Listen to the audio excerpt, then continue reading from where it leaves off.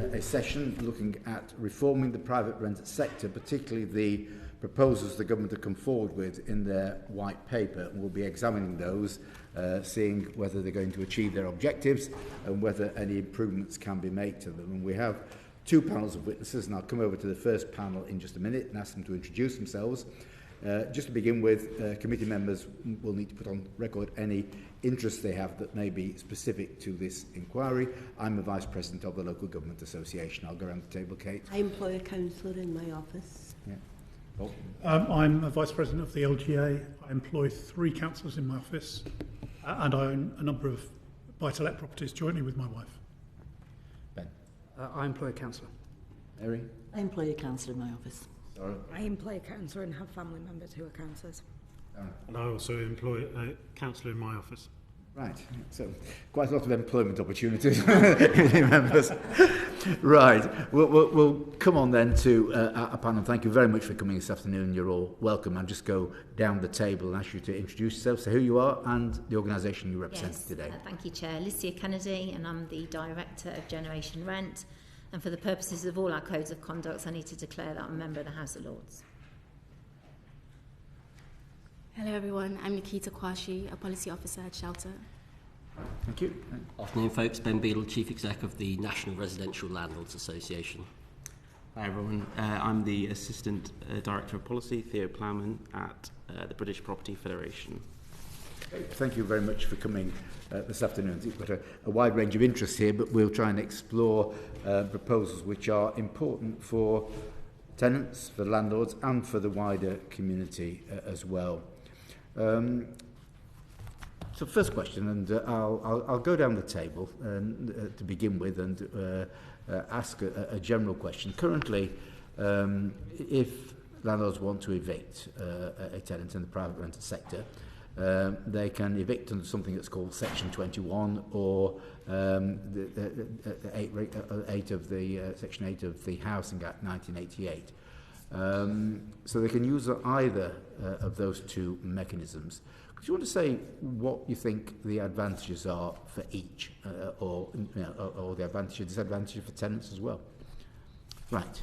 Yeah. Do you want to? Yeah. Well, thank you, Joe. For Section 21, I don't think there are any advantages for tenants. It's ending Section 21 as part of this reform is very welcome. For a Section 21, a tenant cannot defend themselves against this type of action. As long as the application is valid, the possession must be granted and the tenant is ordered to leave. So we feel that a big advantage of this pending legislation is the end of Section 21. Now within that, and I'm sure you don't necessarily want me to go through all the detail of where we feel the legislation needs to be tightened to ensure that Section 21 as a central piece of this legislation is ended. What happens then is attention then focuses on the other grounds within Section 28, i.e. the breach of contract grounds. And while we feel that Section 21 ending is welcome, what we also want to make sure is that tenants no longer live with the threat of eviction hanging over them. So there are some reforms to the current proposals under Section 8 grounds that we want this white paper to look at. Do you want me to go through those now, Chair? I think we're going to come on to the reform intensity and the grounds for possession. What's going to in a little next set of questions. Yeah. So, yes, so in terms of the advantages for the tenant, ending Section 21 is welcome, and in terms of Section 8, we feel that a disadvantage for the tenant under the current proposals is ground 8. We would like to see that discretionary. Actually, we'd like to see it abolished, and landlords rely on the discretionary ground 10 for rent arrears. The grounds of which the reasons for which I can come on to on a later date. Okay. Yeah. Thank you. I would agree with Baroness Kennedy, and I'd like to add that at Shelter we do acknowledge that there are good landlords who use Section 21 for a whole host of reasons, not least because it's often the clearest, simplest, and least complex route to be able to repossess the property. However, we are concerned by a significant proportion of rogue landlords who use Section 21 as an excuse to shirk their responsibilities, as an excuse to prevent tenants from being able to access safe, decent and secure homes. And so we do believe that with the end of Section 21, it doesn't necessarily mean the end of its advantages. And this is because of important reforms to Section 8. And in fact, we believe that the reforms to Section 8 are a perfect opportunity to clarify for landlords and also for tenants the legitimate grounds for landlords to reclaim their properties when they need them. And so, in fact, it puts an important pressure on the courts, and it's important that government puts in place interventions and resources for the courts to be able to deal with grounds 8 proceedings, so they don't become a backdoor for Section 21. We'll come on to the problem of the courts and challenges there in just a minute as well. Ben? Yes, I mean, it won't surprise you to know that I have maybe a slightly different view on life. I think what I would say on this is that Section 21 use has fallen, and this isn't just because of COVID. It's fallen 50% since 2015.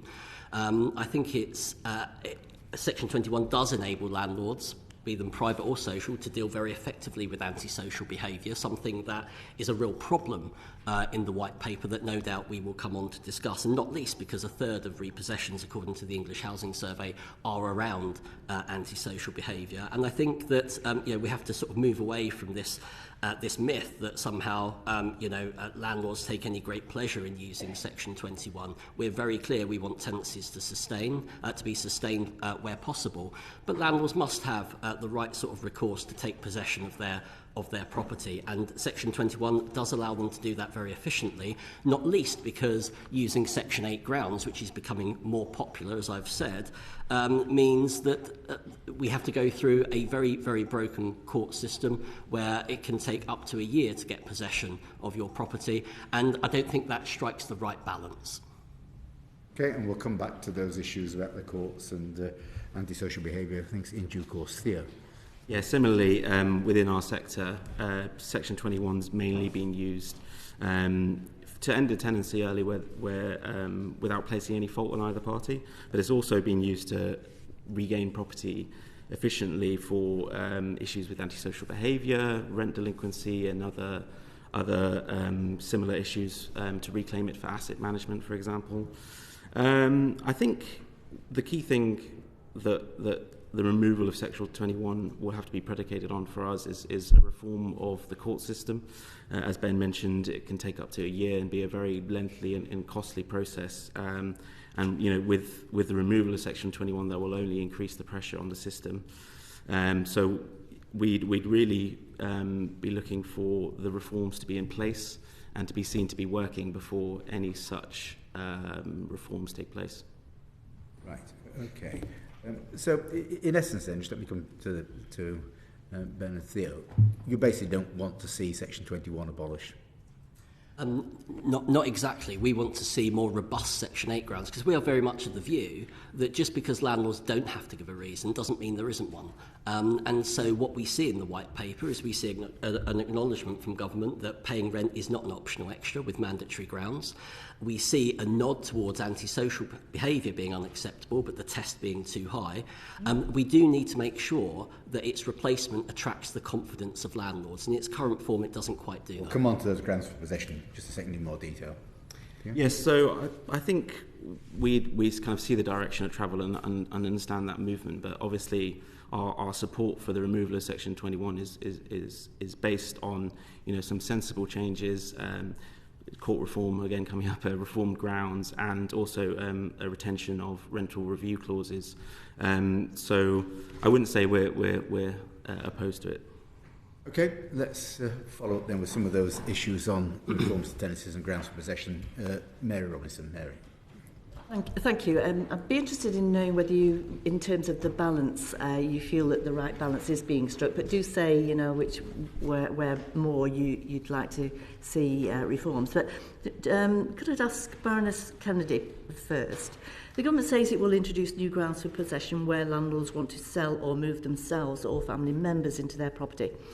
Is there scope, do you think, for landlords to misuse these grounds? We do think there is scope for the landlords to misuse these grounds, and I think that's what I referred to in my introduction, in that The reforms in the white paper to Section 8 and all the grounds is welcome, because landlords will now have to give a legitimate reason to evict someone, and as Ben said, most landlords have a reason. So landlords that currently do the right thing and want to do the right thing can continue to do the right thing under these reforms. What we want to make sure is that the criminal and unscrupulous landlords who seek to exploit aren't able to use any of the grounds by not having a satisfactory evidential bar of proof, like they do in Scotland, to prove that actually you are going to sell that property or you are going to move your close relative in. And we especially want to see those evidential proofs for the no-fault grounds, where someone has done nothing wrong and yet the landlord wants to end that tenancy. There should be a burden of proof on that ground. Ben, does that resonate with you? Well, I mean, I wouldn't say to my tenant and give them a notice if I wasn't going to sell. So, you know, I'm very happy for there to be a sensible evidential proof, but I wouldn't want that to be, you know, overly burdensome for the sector and to put landlords off. If I say I'm going to sell my property, I instruct a solicitor, I put the property on the market. That ought to be quite visual. What I would say, Mary, is I think there is a role for selling properties and keeping them in the private rented sector and selling them to other investors. And what I always say to landlords, I would much rather that they explore that route first before looking at getting possession. We don't always have to sell with vacant possession. Mm-hmm. Theo, you'd agree? Yeah, so I'd say that the crux of it is, for especially for our members, large institutional investors, that they're always looking for stability. So, you know, they're any sort of void is a real disaster in terms of cost, and having to market the new property is a major drag on the finances. So all our members really are looking for, you know, long-term stable homes for people, and yeah, that's what they're looking to support. So with you, when a court grants possession for non-payment of rent, it will also order the tenant to pay the backdated rent. But landlords say it's often practically impossible to get tenants to pay, and that they end up losing all the rent, some or all of the rent. Is there any reliable data on how often landlords lose the money they are owed under these circumstances? To you first.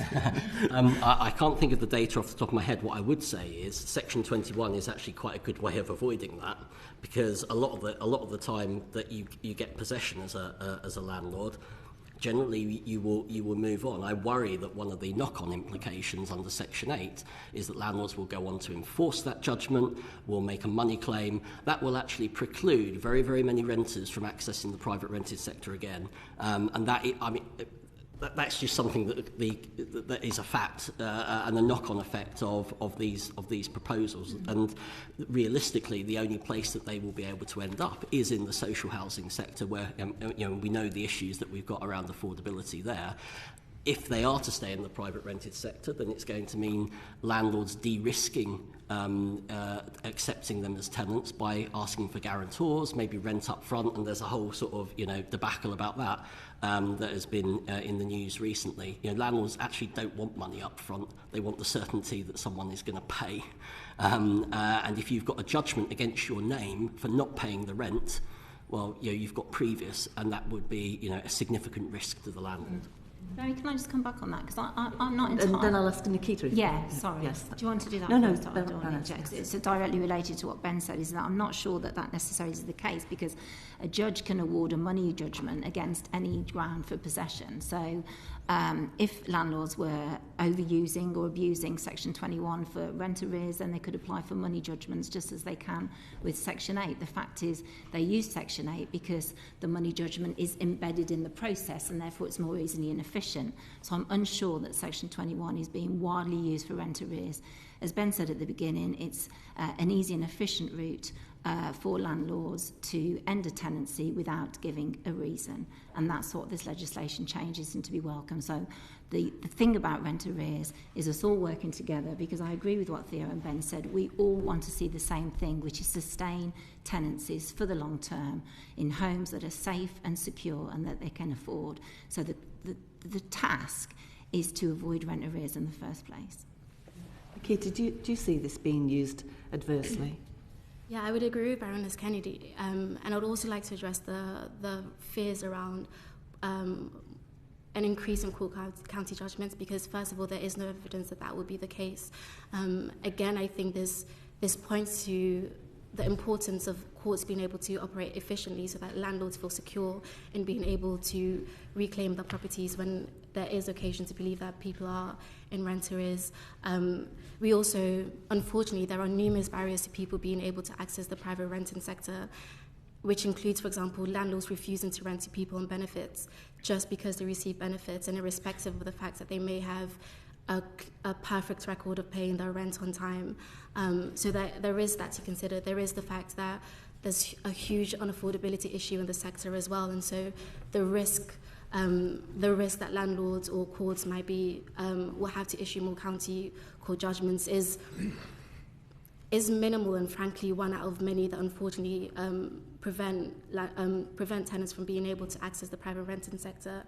I also wanted to address the question about the potential for the misuse of Grounds 8. We've heard from colleagues in Scotland about landlords who have reclaimed their properties on the basis that they intend to sell or the basis that they intend to move their family in, only for a newly ex-tenant to see that property up in the market a few weeks or months later.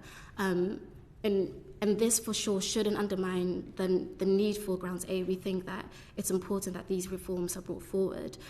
But it should mean, however, that landlords are incentivized not to misuse it, and loopholes are closed, which means, for example, which means extending the letting period from 3 months to 12 months in situations where landlords do want to reclaim their properties to sell or to move their families in. And like Baroness Kennedy mentioned, increasing and making sure the evidence bar is high, so landlords do have to provide a good reason. I can't help but think about examples where tenants have been served an eviction notice. Our services recently dealt with someone who was moved out of their home, and they've now been living a family of 5 have been living in a hotel for 9 weeks. It seems ridiculous to say that a landlord shouldn't provide a legitimate reason to reclaim their properties when someone's home is at stake.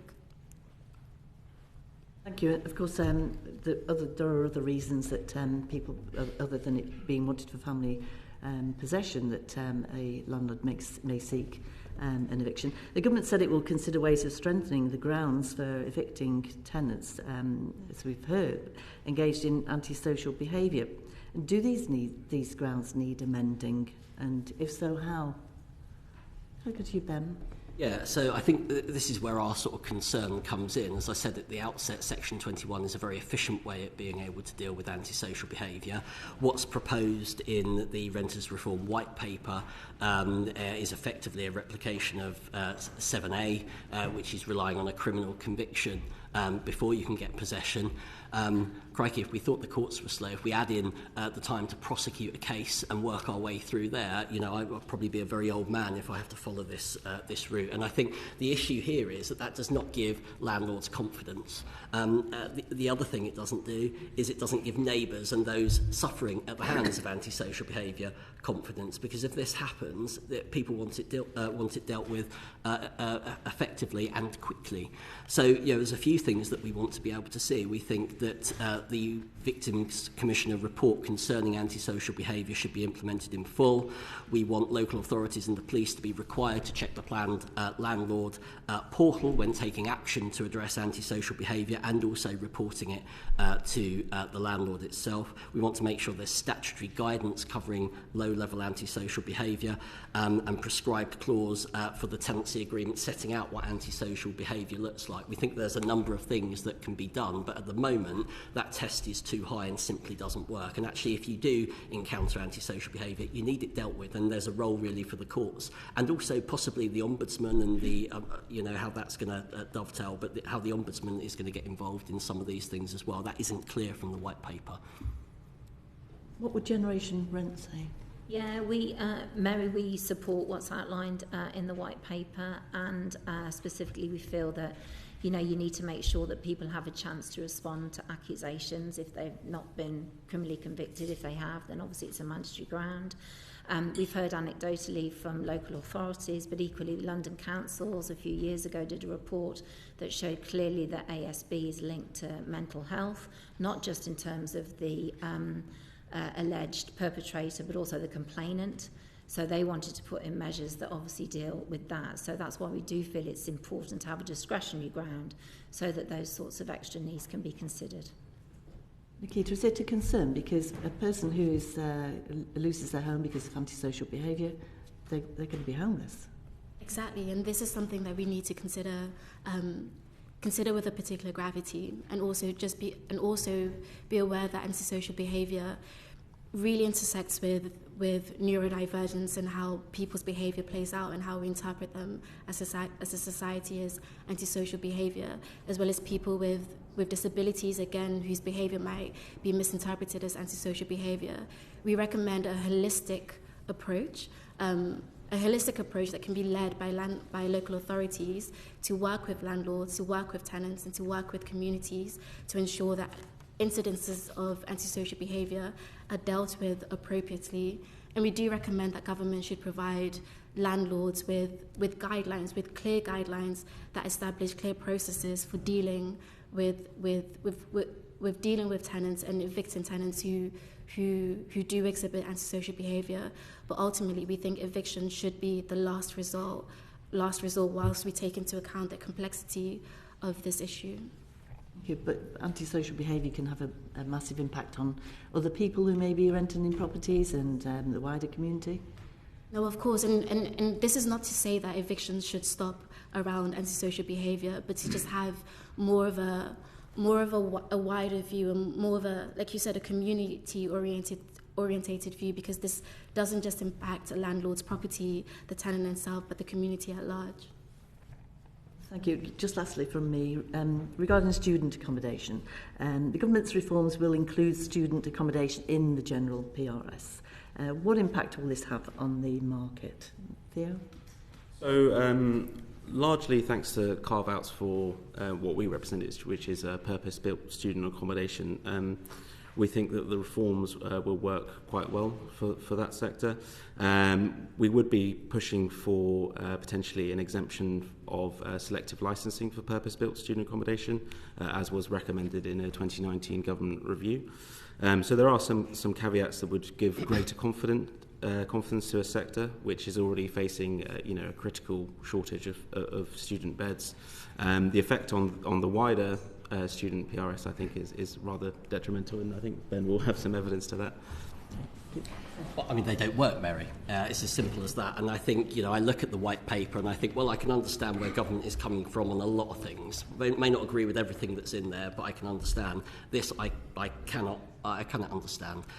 We've carved out the purpose-built student accommodation sector. Why have we got two differing schemes? And the actual concern is really that a sector that works quite well, where people know that properties are going to be available to them, that students know that properties are going to be available to them, just won't be ready. They just won't be ready. And we've already got a shortage of bed spaces in the student sector anyway. This is not going to help it.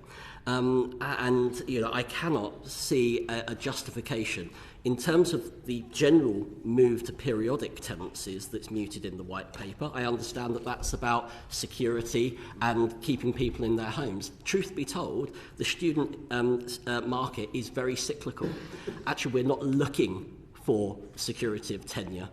And I am a student landlord, and students move on from one year to the next, and then they go out into the private rented sector. They need the confidence that the property will be there, and these proposals do not give that. It will decimate the sector. Thank you. Any comment on that? Well, we wouldn't be that negative about it. Quite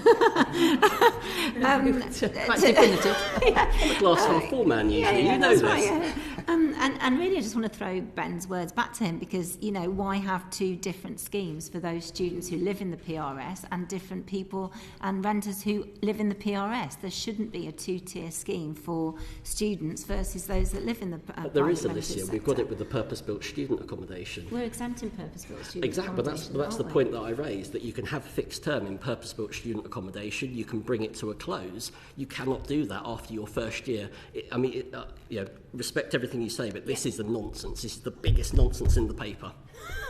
Well, we disagree. I don't think students are a homogenous group, Ben, you know, and also I'm going to go on a tangent, but I read an article the other day about the brain drain in that, you know, because your contract come to an end, because you're forced to find accommodation elsewhere, you actually move out of the area where you've built a little bit of a community over the time that you've been a student there. And the whole reason for this bill is to build security, to build community, to give people a sense of place, to give people a forever home. And why would we deny that to students who live in the PRS? Because in my considerable experience, people do not wish to retain close to the student accommodation, close to the university. They want to go on and work and get a job in different areas. And I just think this is a really different part of the sector that needs to be recognised. Thank you. Bob. Just a couple of follow-ups. Ben, you mentioned the potential risks of abolishing Section 21 and the potential of tenants getting county court judgments against them in the round, and therefore the impact on them getting another tenancy. Does your organisation have data on the numbers of people who've got county court judgments against them being refused tenancies in the private sector right now? I don't have it to hand, Bob, but I'll happily write to the committee afterwards. What I would say I think it'd be very helpful, Yeah. because if you're saying this is a risk, then the risk could increase, and therefore tenants could end up without a property. Let me put it in these terms for the purposes of the committee. If you approach any landlord with a county court judgment, they are going to ask you for a guarantor or advance rent. That's it. Baroness Kennedy, can I just ask you as well? A lot of the lenders now in the buy-to-let market will quite happily allow a mortgage with a tenant in place. Someone who's got a property, they're a landlord, they decide to sell their property, got a tenant in place who's paying their rent, they're behaving themselves quite happily. Why should then that be grounds for eviction for a good tenant? No, I agree with you, Bob. In our proposal, we think that landlords should be encouraged to sell with sitting tenants and tenants in situ. And we've spoken to Eloise, and they are able, they already say, yes, of course, you are able to do that. And in fact, I think that there were some stats by Hampton at the beginning of this year where actually 13.9%, I think, of their properties were sold to landlords. So we would rather they have sold those with sitting tenants. I'm sure some did, I couldn't tell you how many, rather than someone lose their home and then they put someone else in. So we'd be all in favour of ways for the government to incentivise landlords to sell with sitting tenants. Can I just ask about CCJs? Because I don't agree with Ben's assessment. They are really harmful, and I think it's a much bigger risk that CCJs increase during this cost of living crisis than they increase because of this reforms.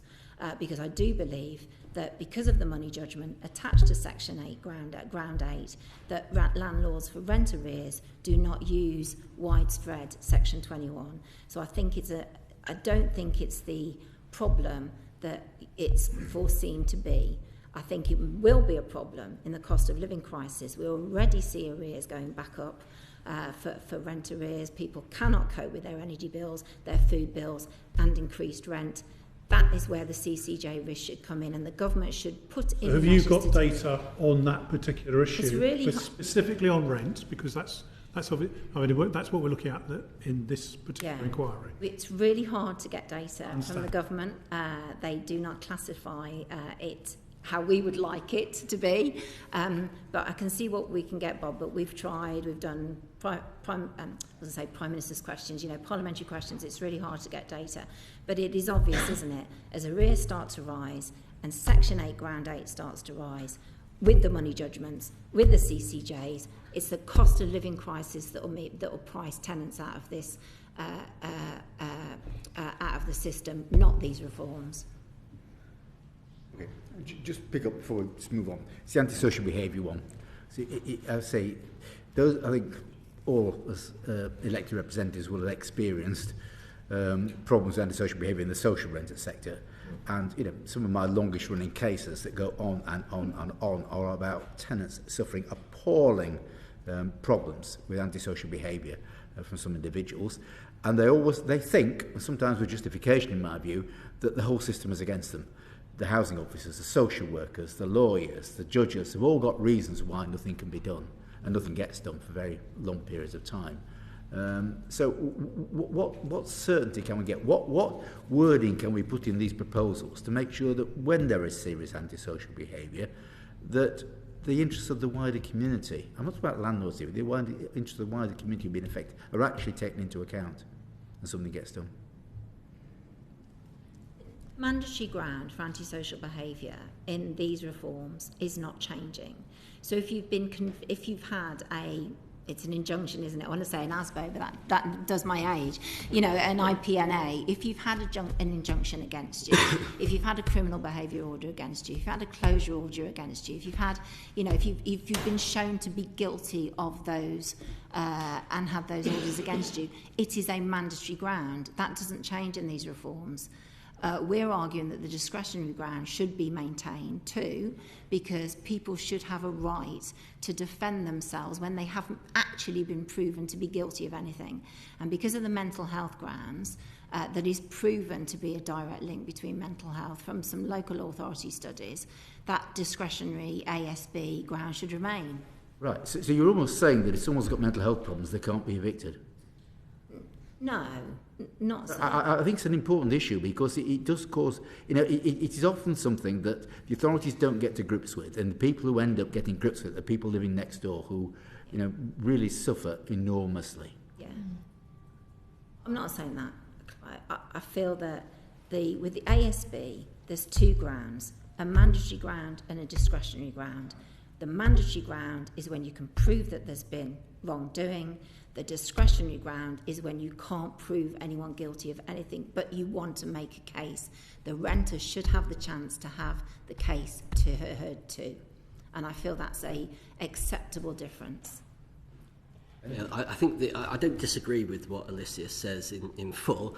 I think my argument is that the conviction element to antisocial behaviour is just too high, not least because of the time frame there. And looking at reports from the Tony Blair Institute, actually 20 of those who experienced antisocial behaviour, 26% reported it to the police or the local authorities, just 40% were satisfied with the response that they had received. I don't think the police and local authorities take antisocial behaviour as seriously as they should. And I think if we are looking at prosecution and conviction, which in itself takes a considerable amount of time, that is a bar that is too high. Actually, what you want to be able to deal with is local authorities getting involved. If other tenants have left because of antisocial behaviour, that should be taken into account. There could be a role for the Ombudsman here to make sure that things are speeded up, because these things can't go on for years. People will move out, make other choices about their living conditions, and the landlord and the neighbours will be left with the perpetrator in an otherwise empty properties. And this will be a particular issue around HMO management, where you've got sort of individual rooms. I wouldn't disagree with much of that. I do think there's a role for the Ombudsman. I do think there's a role for the property portal. I do think there's a role for stronger enforcement. I suppose the only point I would disagree with, the fact that the criminal process is slow, is a different argument, and one that should be solved through legislation, not through a ground of eviction. Well, that's very helpful. Moving on to the impact on the courts then. Sarah, over to you. Chair, and we've all touched on this actually. It's just three clear-cut questions on it now, because obviously with the stakeholders saying getting rid of Section 21 will increase the pressure on the courts, the government saying actually the reforms will work and speed up the process. So do you think actually the reforms will be sufficient and be able to be implemented on time and properly? We'll go to Baroness Kennedy first. Yeah. I do think that we still have some issues with some of the grounds, and some of the detail needs to be sorted out. The notice periods need to be longer, the protected period needs to be longer, as Nikita said, the no-let period needs to be longer, especially on no-fault grounds. However, what you now have, going back to your question about the courts, is you now have a set of clear grounds for eviction with legitimate reasons. Yes, we want evidence, but where that evidential thresholds are met, therefore those evictions obviously can go forward. That should mean, where everything working properly, the courts are relieved of pressure because the system is working better. In addition, you've got the Ombudsman, which will relieve pressure on the courts, and we hope through this more funding for local authority enforcement, which again could relieve pressure on the courts. So all in all, we see that the reforms, which are long overdue, actually, because they're robust, they're proper grounds, because there's going to be work done where they are made clearer to both tenants and landlords, there is no reason why these proposals should end up with more disputes in the courts. In fact, we think optimistically the opposite. I'd agree again. I also think that, again, court reform will depend, the efficiency of court reform will depend again on courts being adequately resourced and funded. We believe that the end of a short-haul tenancies, as well as the end of Section 21, should alleviate pressures on the courts and lead to reduction of court cases, because now landlords have to prove grounds for possession. We do acknowledge, however, that some court proceedings may be longer, where grounds for possession have to be proved. But we don't necessarily see this as a negative thing, especially, again, when what's at stake is someone's home. The courts will be able to operate more efficiently, in a way that's more simple and streamlined, again, if they have accurate funding. But we do need to give appropriate time for court proceedings to take place, for both parties to be able to give evidence. In light of that, we do think we need robust and early evidence so that tenants can get advice early, so that some disputes and disagreements between landlords and tenants can be resolved before it escalates to court, which again would alleviate pressures that courts might face. We also believe proactive and preventative action by local authorities could support a more efficient and streamlined court process, because again, this could mean disputes are resolved earlier. This could mean local authorities taking action, which would prevent tenants having to seek recourse or redress elsewhere. Thank you, Ben. So I struggle to see, how we think the court is going to, or the courts are going to improve when we have a system that is only just sort of reintegrating itself following the sort of COVID hiatus, really. I think if we are in a fault-based world, if I put it in those terms, then any delay to the judicial process is justice denied for the person that's making the claim. And I think that I'm very happy to encourage landlords to show compassion, to work with their tenants, but they do need to have the confidence that if there is a fault, that they have can rely on a judicial process that's going to be fair to them. And courts dragging their heels and not allowing landlords to get possession is a problem. It's a problem in our survey of 3,500 members that we did in the run-up to this session today, where 2/3 of landlords and letting agents expressed grave concerns about the ability for the court service to modernise in the timeframes that are set out in the white paper. I agree with Shelter in as much as I think there must be early intervention from the point of view of advice. That is critical. No point turning up on the day of the hearing and asking for advice. That needs to be embedded in the process up front. I am a big fan of mediation. Better to reach a begrudging agreement than have it imposed on you. So I would really like to see that dovetail to kind of stem the work of the courts. But we also need greater digitalisation of the court service. We also need to rely on technology, and we also need to make sure that these reforms are in place well ahead of time before Section 21 is acknowledged. I don't want the promise of jam tomorrow. That's cold comfort for those people that are waiting for tens of thousands of pounds of arrears or antisocial behaviour. Yeah, I'd make fairly similar points. I think we're quite lucky, in fact, we've got a bit of a glimpse into the future with the Scottish tenure reform. So they've kind of proceeded more with a structural change without as much investment that we'd be looking for. And early evidence suggests that it hasn't really delivered the speedier and quicker resolutions that we'd be after. So we need massive investment in the courts, but there's some really easy wins in digitalisation. If you look through the current processes, it's all very dated, a lot of paper forms, and there's just a lot of reforms outlined within the white paper that I think could improve the process. A lot of that, obviously, though, is in theory. So what we really want to see is the court to be seen to be working before the reforms come in. And the current trajectory, I think, is they're looking to have a 12-month transitionary period. Well, I don't think that's quite long enough. We need a longer lead-in time to see that the courts are truly reformed and that they can deliver those speedy resolutions. And so that builds on to my next point, because how are we able to judge that the courts has been reformed to deal with the demand that we're going to see? I think it'll have to be a question of case timing. Right now we have we haven't done that much research, but a lot of anecdotal evidence of court cases taking over a year, even in cases of antisocial behaviour. So speedier resolutions, I think, and a lot of that being, like the other panellists have mentioned, being diverted through mediation and tribunals. That's a real victory. If something doesn't get to court, that's the real victory. So we'd be looking for overall a speedy resolution and less cases going. Nikita. Yeah, I just wanted to add, I think it was interesting that Scotland was brought up, because it's true we can heed lessons from colleagues in Scotland particularly, but I think it's worth remembering that Scotland brought forward a whole new tribunal system, and they weren't prepared for this. We're not bringing forward a housing court. We're speaking just about reforms to our court that already exists, that already works with our tenure law.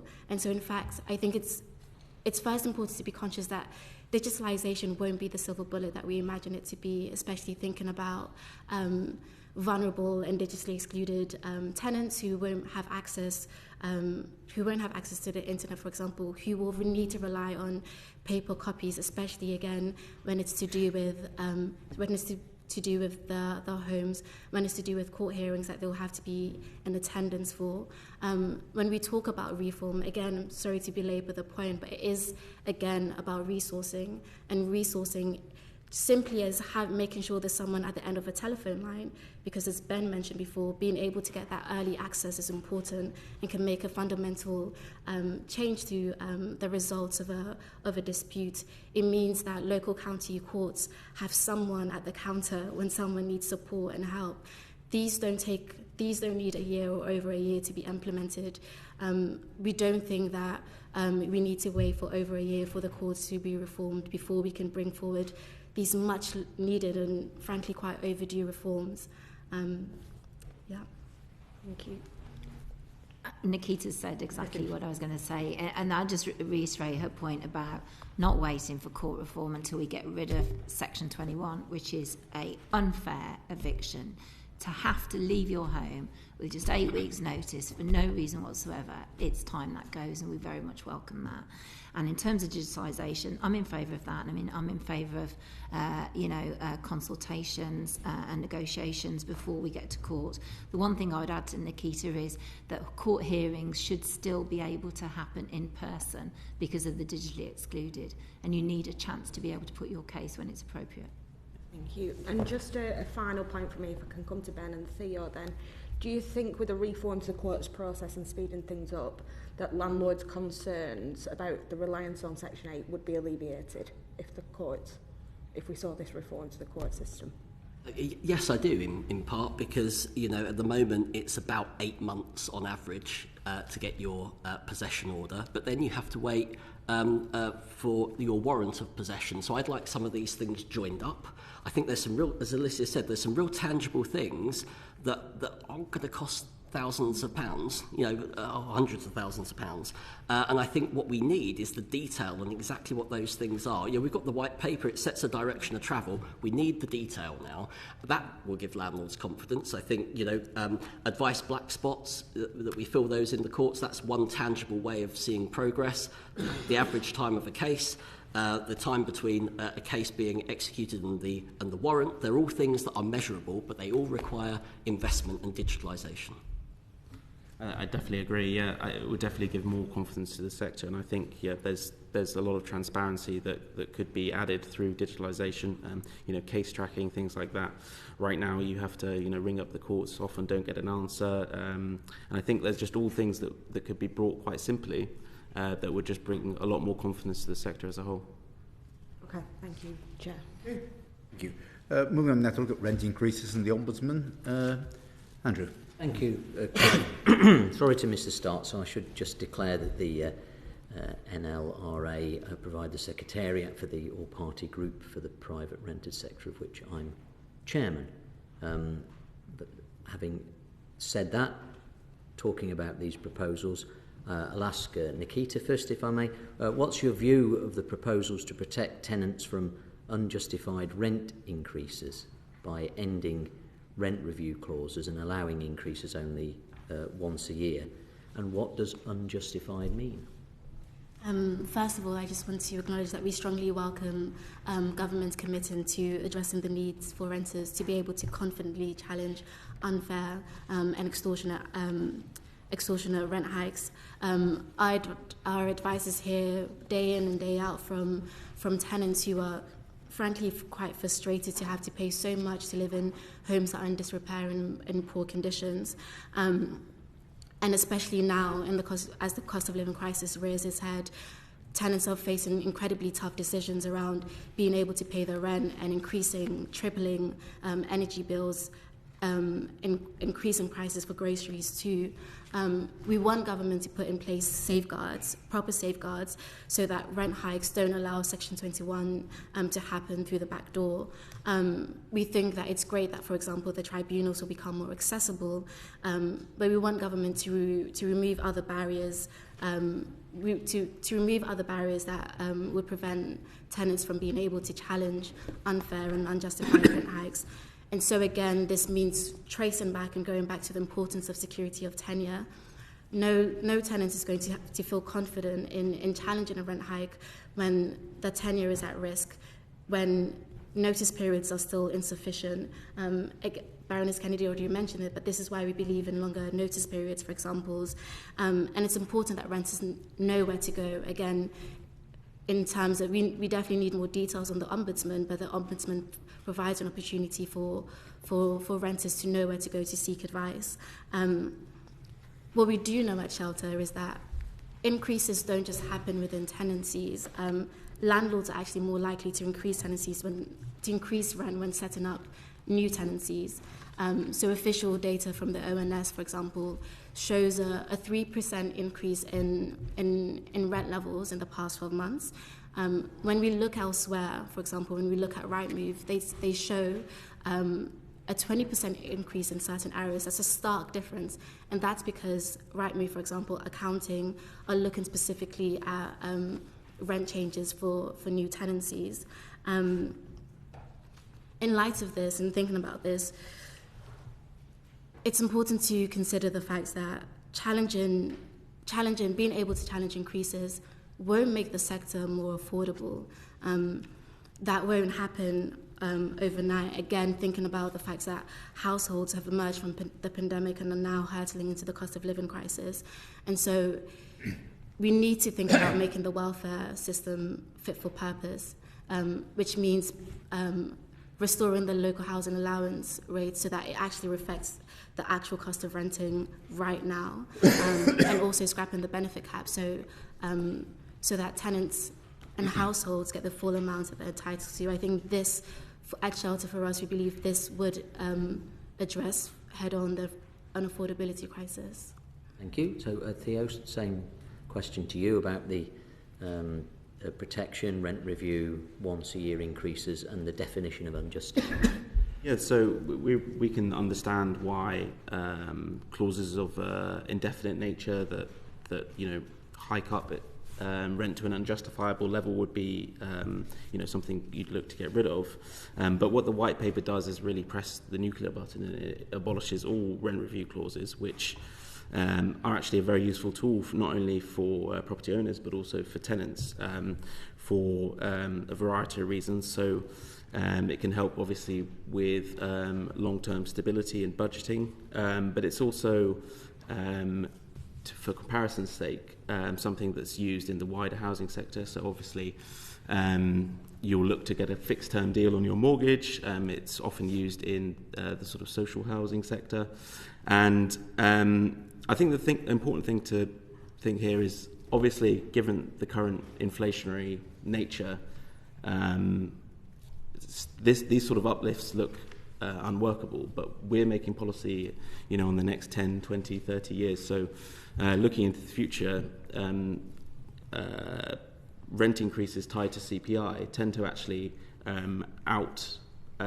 outcompete market levels. So we gathered some data from Zoopla.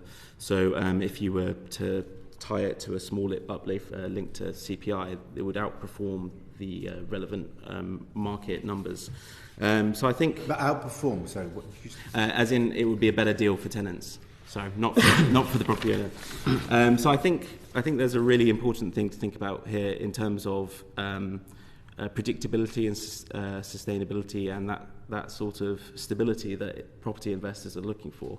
There's a definite concern from the sector that if you remove the sort of straightforward, predictable nature of rental review clauses, and you get into having to do lots of different and more arduous ways of doing that could kind of upset investment levels and damage the sector as a whole. So we'd be looking for rental review hikes over a short period, say over up to 4 years, but obviously it being able to revert back to market at the end of that 4 years. I think that's really key for us. Thank you. And Baroness Kennedy, same issues. Yeah, thank you, Andrew. We want to see the rent tribunal used to be more efficient. In the last 31 months of research that we did, only 341 cases went through it. There is no significant proposals within the white paper that are significant enough to encourage renters to use the rent tribunal system. It needs investment. It needs to be digital. You currently have to apply by post and photocopy everything and send it off. You can wait up to 10 weeks for a decision. The notice period for a rent increase should be longer because you need time to go through this rent tribunal process, and there should be much more to do with awareness from the government side and from the landlord side in terms of should it be part of the model contract to say that there is this rent tribunal process and this is how you can use it and access it. Also, we wouldn't want to see the fact that you've taken a claim against rent tribunal be part of a reference that you may need to get a future property. And in terms of what's unjustified, obviously it's for the government to clarify that, but this committee itself has said that the government should adopt as an affordability principle that no one should spend more than a third of their income on housing, and that is a recommendation from this committee, and we would agree with that proper affordability threshold and definition is adopted by the government through all the products it puts out about affordability, be that social housing, generally affordable products, and so anything above that, to our mind, would be unjustified. But of course, somebody's income and the sort of property they're in, that's right. It's hard to link because it depends who they are. But you asked me for what the definition would be, and our definition would be a third of your income should not be spent, no more than a third of your income should be spent on housing, which is an agreement by this committee, which we agree with. Thank you. Ben? I mean, just come back on that would mean different things to different people based on the tenure, obviously. So, I don't think that's going to work. What I would say is in relation to rent review clause, I'm remarkably chilled about this in the white paper. Landlords are very bad at increasing their rents. There's nothing new about what's in the proposal. Tenants can challenge unfair rents if landlords choose to hike them in an inappropriate way. We are very much of the view that small incremental increases are actually better than significant ones, and that is sort of playing out at the moment with cost of living. Tenants can challenge unfair rent increases, and I would encourage them to do so. I would agree with Baroness Kennedy that I do think there's investment that's needed in the first tier tribunal.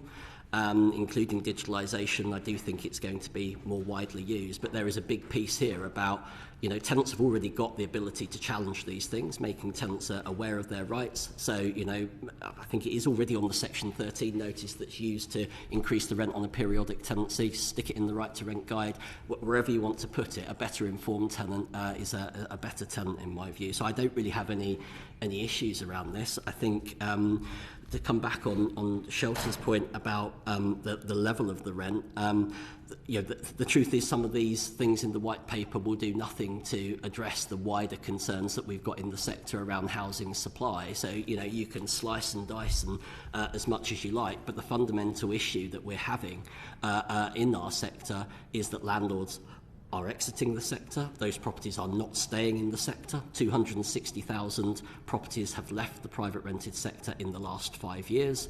Add to that a relentless approach from government in terms of taxing the revenues of landlords. Add the risk of energy, £10,000 cap and other forms of regulation that's spooking the bejesus out of people. It is a less sexy place to want to do business.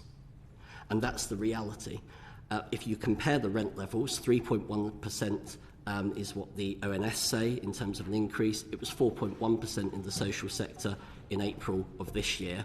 And so generally, I think the market is doing pretty well, but landlords are incurring costs and landlords cannot carry the burden of these costs forever. So I would like to see a number of things. I think local housing allowance being frozen is totally the wrong approach, but I'd also like to see social housing being built. I'd like to see it be more attractive to responsible landlords wishing to invest in the sector. And as we have Liz Truss as our new Prime Minister, who likes, I'm told, looking at taxation, I think Section 24 is an area that should be looked at to encourage landlords not to put their rents up. Thank you. Just following up on that about the first tier tribunal, the proposal is that the power, the concern is, and want your view on it, as to whether removing the first tier tribunal's power to increase rents is just going to encourage tenants to challenge even a fair increase, because it's only one way. Yeah, I get that, and that is a change along with the longer notice period. But honestly, Andrew, I'm relaxed about it. I think in this world, you either get what you ask for, or you have it reduced, right? So I don't see that as a big issue for landlords. I think landlords should be pricing their rents appropriately based on the market. But the big challenge for us is really to make sure we've got the right level of supply, both at a social and private level, because that is the ultimate driver of how rents are set. It's a simple question of supply and demand. We've got a shed load of demand and we've got very little supply. Yeah, so I just ask, does anyone else have a view about that increase, challenge, problem or not a problem? On the supply, Andrew, because I would agree with Ben, it is an issue of supply. We need more social housing built. I would agree that we need to unfreeze housing benefit, because 45% of renters that we surveyed can't pay their rent because of the benefit is too low. We would also want to see action against the holiday let market, because it's, the tax system incentivise landlords renting to tourists, not tenants. That needs to be addressed, which is causing huge issues in hotspots like Cornwall. And to go back to the rent tribunal, we agree completely, I think, as a panel, that the rent tribunal needs awareness, because hardly any renter goes to the rent tribunal. Now, why is that? It could be they don't know about it, it could be that it's too complicated, or equally it could be all of these things, plus the fact that when they go to the tribunal, they could have more a higher award against them. They could actually be asked to pay for more than the landlord has asked for, and it looks at market rents. So what are your options? You either go to the tribunal and get awarded the market rent for your local area, or you leave and you end up paying the market rent for your area. So the rent tribunal doesn't actually provide a solution for renters in terms of managing their rent. So we would want to see it linked to other economic measures like wage inflation, and more notice. You also have to backdate what you owe. So on the date that the landlord asks you for that increase, the advice is from organisations like Shelter and Citizens Advice to start saving, because you go to the rent tribunal, you have to pay all of that rent back. That is a problem, and it's a disincentive for renters to use the tribunal system. I'll move on to the Ombudsman, if I may, Clive, given that time, and ask all 4 members of the panel if they support the proposals to introduce an Ombudsman for the private rented sector, and do they think the proposed remit of it is correct? And perhaps start with you, Theo. Yes, so the vast majority of our members are already part of voluntary redress and the current Ombudsman. So we definitely support there being one for the entire sector, just as well as the pricing must remain competitive and it must not add too much of a financial burden. But it's definitely something we support. And Nikita, same. I think for sure we'll need more detail about the role of the Ombudsman in order to be able to make a judgment on its impact and its value for the sector. We do welcome the Ombudsman, however, and we see it playing a complementary role with the court system, in that tenants, of course, need an effective route to redress. Every other consumer market has one, and when it comes to someone's home, it becomes even more important to have a quick, simple and accessible route to redress when issues do arise. And it means tenants don't have to firstly rely on an overburdened and overstretched local authorities, and it means that they can avoid complex and intimidating and costly court processes to resolve disputes. So we do very much welcome this, especially in the light of cuts to legal aid and court resources.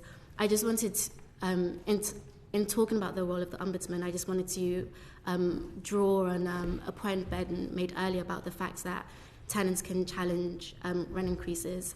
In theory, this is true, but the reality is the continued existence of Section 21 means tenants are too scared to, because of the very real fact that a landlord can evict them through Section 21, and they can hold auctions now for properties. We've heard stories about people queuing around the block just to have a viewing. And so we're living in a time of deep insecurity, deep anxiety. And so the idea that you could challenge a rent increase at a time when you could be evicted for no reason whatsoever, it leaves people with very little options. And so it's true, we do want to see a scenario where tenants can have the confidence to challenge rent increases, and the Ombudsman can support them in doing so.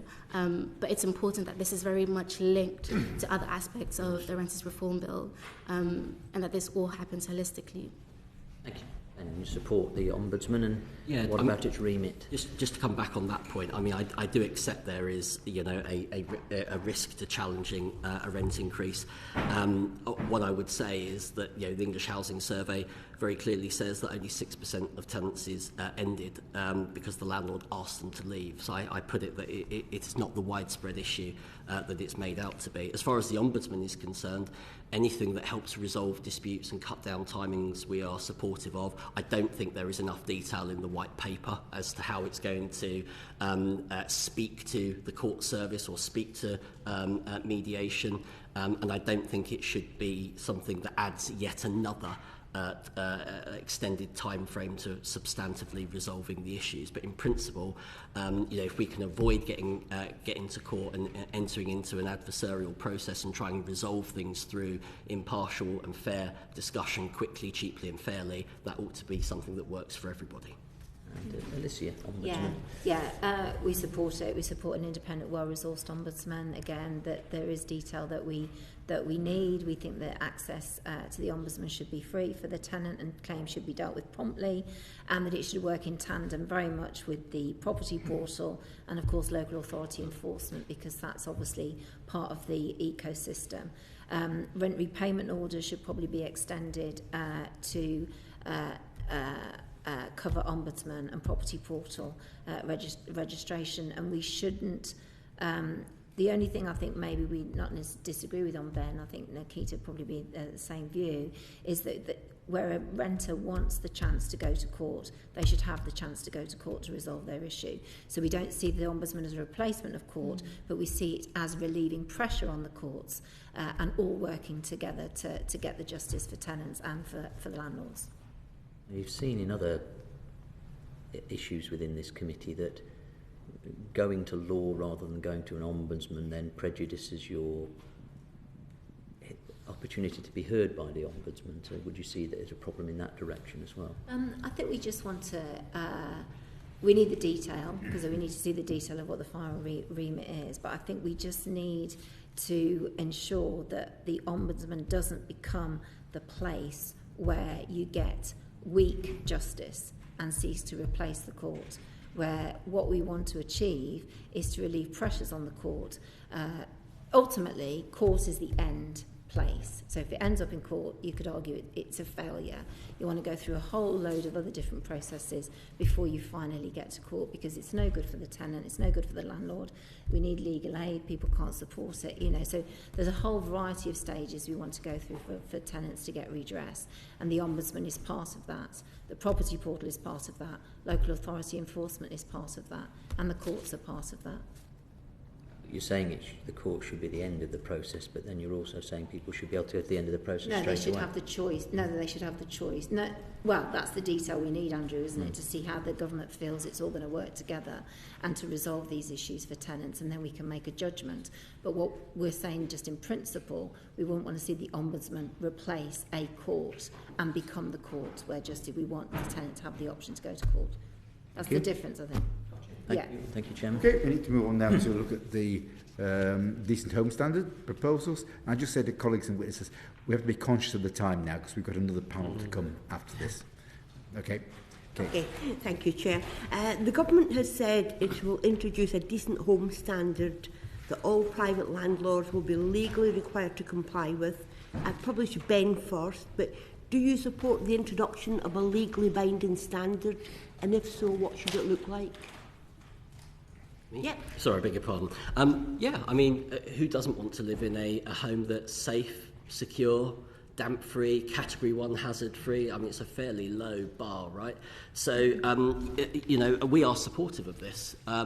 We know that 79% of the private rented sector already meets the decent home standard, and the Secretary, or the current Secretary of State, has in his announcement has said that he recognises there's differences in the private rented sector to the social sector, and that the standard will reflect that, and I think that's really, really important. But we mustn't think that, somehow that this is the Wild West and there isn't enough regulation of the private rented sector. There's almost 170 pieces of legislation that's governing how landlords and tenants conduct their activities. So rather than bring in new legislation, so fine that with the decent home standard, I think it's good to have a benchmark that we can aim for and exceed.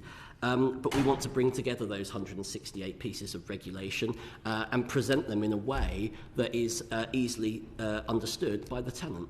So as a landlord, why can't my gas certificate be up on a portal? Why can't my electrical certificate be up on a portal? Same with the EPC register, my licence, it's all there.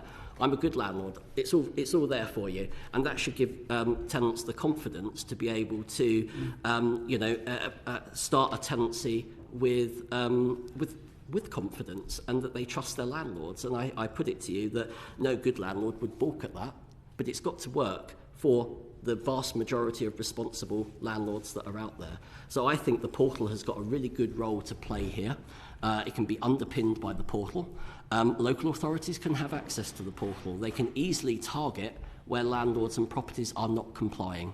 But I'm afraid the quid pro quo to some of this stuff is that you do not need some elements of local licensing, particularly selective licensing, where you are required to present to the local authority a gas certificate, an EICR, a PAT test, a floor plan, and a confirmation that you are a fit and proper person.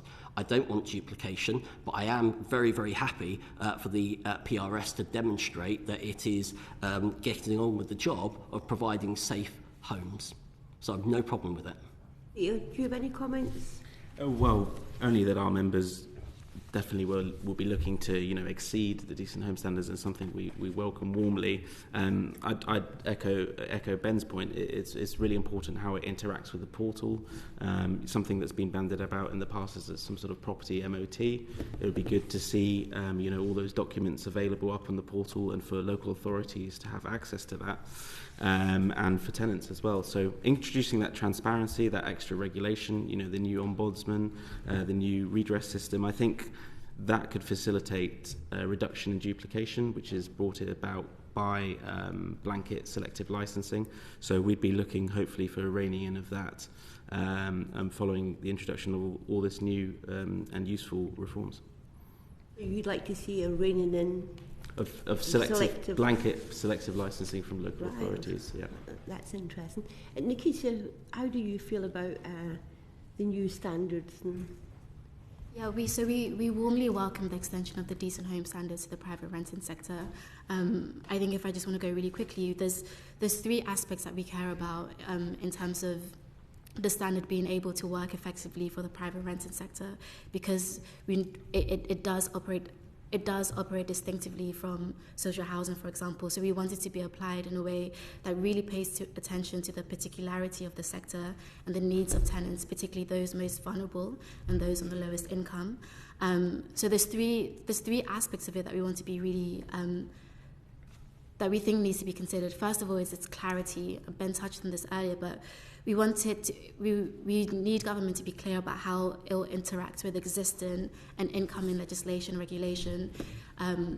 Keeping in mind that the existing legislation exists for a reason, and so we want it to work in a way that's complementary, without losing the value of the ones that already exist, and that works well with, again, like the property portal and selective licensing. We're clear that it shouldn't supplant or erase the role of selective licensing, because that plays a very specific role in certain local authorities.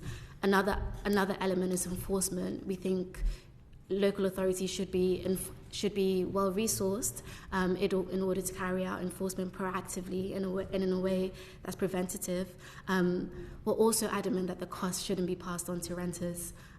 We're wary of an almost gentrification of the standard, whereby those who can't afford to assume the cost of upgrading homes and living in safe, decent, warm homes mean that they're forced to move out, means that they can't afford to live in homes that are fit for purpose.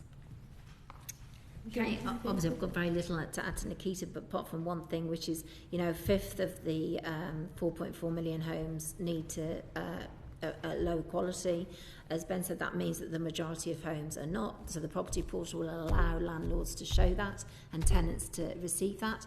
But for the fifth of homes that are below quality, what this standard will mean is that you don't have to just rely on local authority enforcement, which needs resource and is reactive, but landlords are therefore obliged to be proactive to raise standards, and that's the good thing about this decent home standards. And working with the property portal, working with the fine regime, and having a focus on quality improves health outcomes, improves financial outcomes, and is better value for money and is better all round. So yeah, enforcement is reactive, but this will mean that the fifth of homes that need to be brought up to standard, the landlords will be able to react, and that's all to the good. Ben, just to follow on, do you see any serious barriers for landlords in complying with the new standards? No, not. I mean, we obviously have to see the outcome of the consultation that's been launched and see, where the new administration falls on taking it forward and what the detail looks like. But in principle, as a landlord, I want my tenants to know that they're moving into safe accommodation.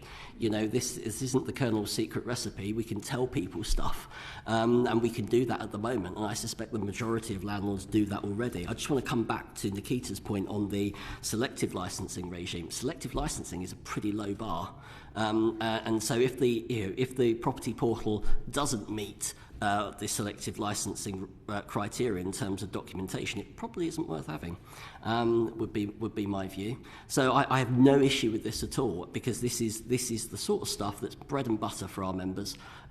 Putting out the safety things that they're all required to do and letting the tenants see them in a more digitalised way, I think is a no-brainer, really. Just on selective licensing, I just should have added that Regeneration did some research on selective licensing, and actually it's proven to raise standards in areas where the selective licensing standards are higher. And if the committee was interested, we could send you a copy of that research. Imagine if that could be replicated across the portal. You'd have, if that's the case, you'd have far greater compliance. And my view on this is, you know, landlords need to be brought so far, but if you're expecting them to double up, that's no fun to anybody. I think I certainly would be interested in the data you have. Ben, sorry, we appear to be having got you today. You've suggested any new standard should reflect the fact that the housing stock in the private rented sector is generally much older than that in the social housing sector. Does that mean you think there should be less standards? No, I don't. I think there should be a more appropriate standard. So we know that a third of the private rented sector has stock that is pre-1919, for example. So that means things like cavity wall insulation may well be a problem. The equivalent figure in the social sector is 6.5%. All I'm saying is it should be an appropriately high standard for the sector that's being operated in. I want to get away from, you know, ripping out perfectly good kitchens and bathrooms just because they're, you know, 5 or 10 years old.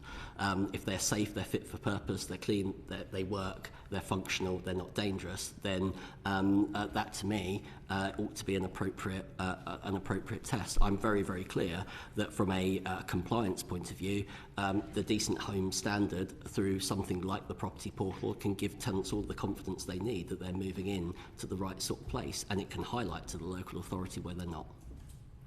Theo, would you like to comment on? Well, our membership stock, I think, is you know, mainly of a newer generation, so we wouldn't really have those concerns. I think one thing that we would be looking... Sorry, I know you're new generation, but going forward, would you see it important to constantly update the standards within the properties? Yeah, so this is one of the key points is having legislation that moves quickly with this. So particularly in the case of acceleration towards net zero, it's really important that we get regulation that follows trends and the newest technology. So I think it is important that the standards continue to raise. Yeah, thank you.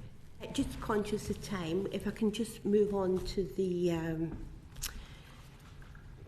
to shelter, if that's okay.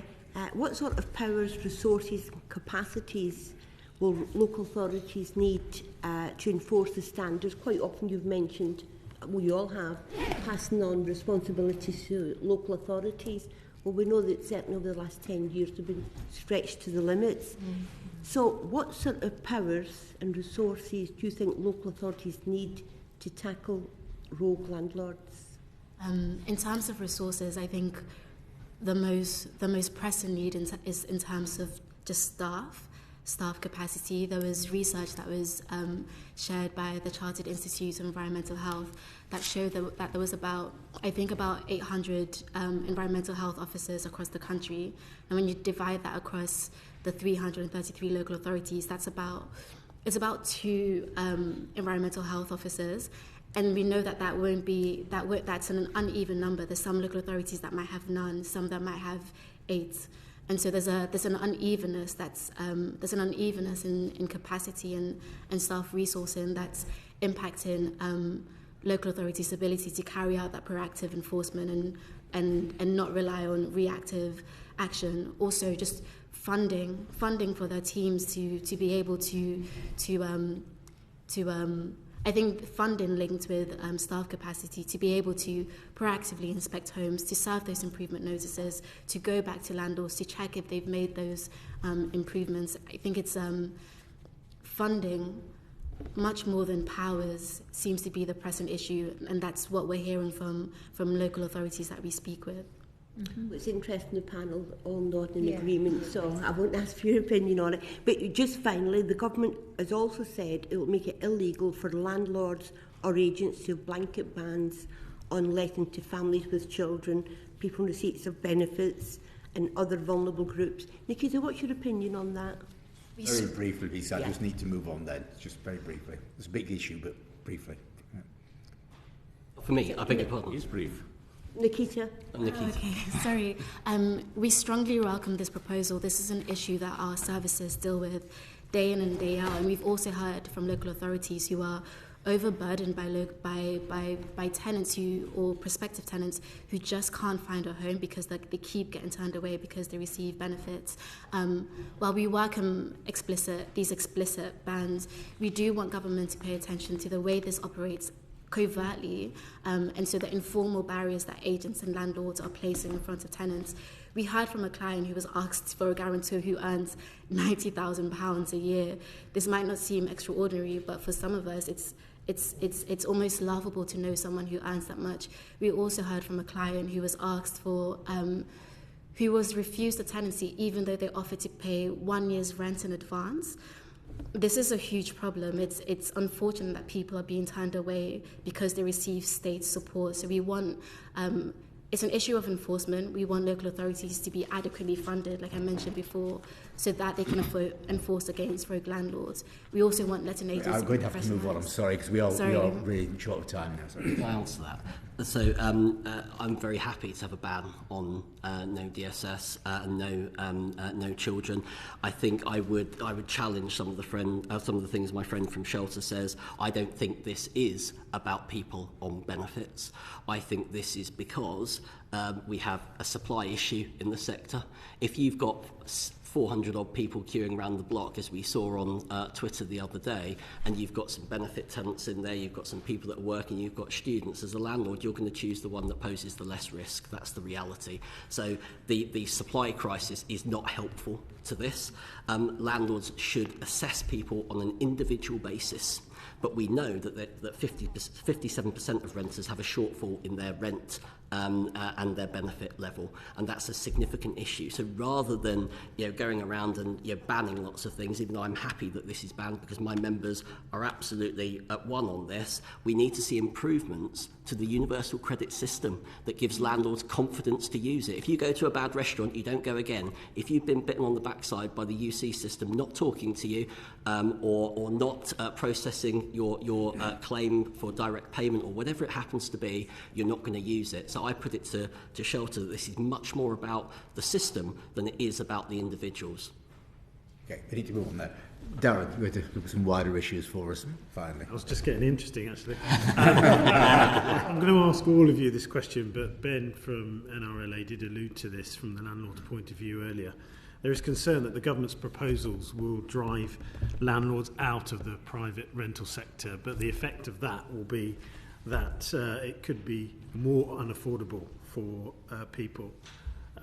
So how serious a concern is this? So Baroness Kennedy? As I said earlier, Darren, I feel that as Ben said, the issue is about supply.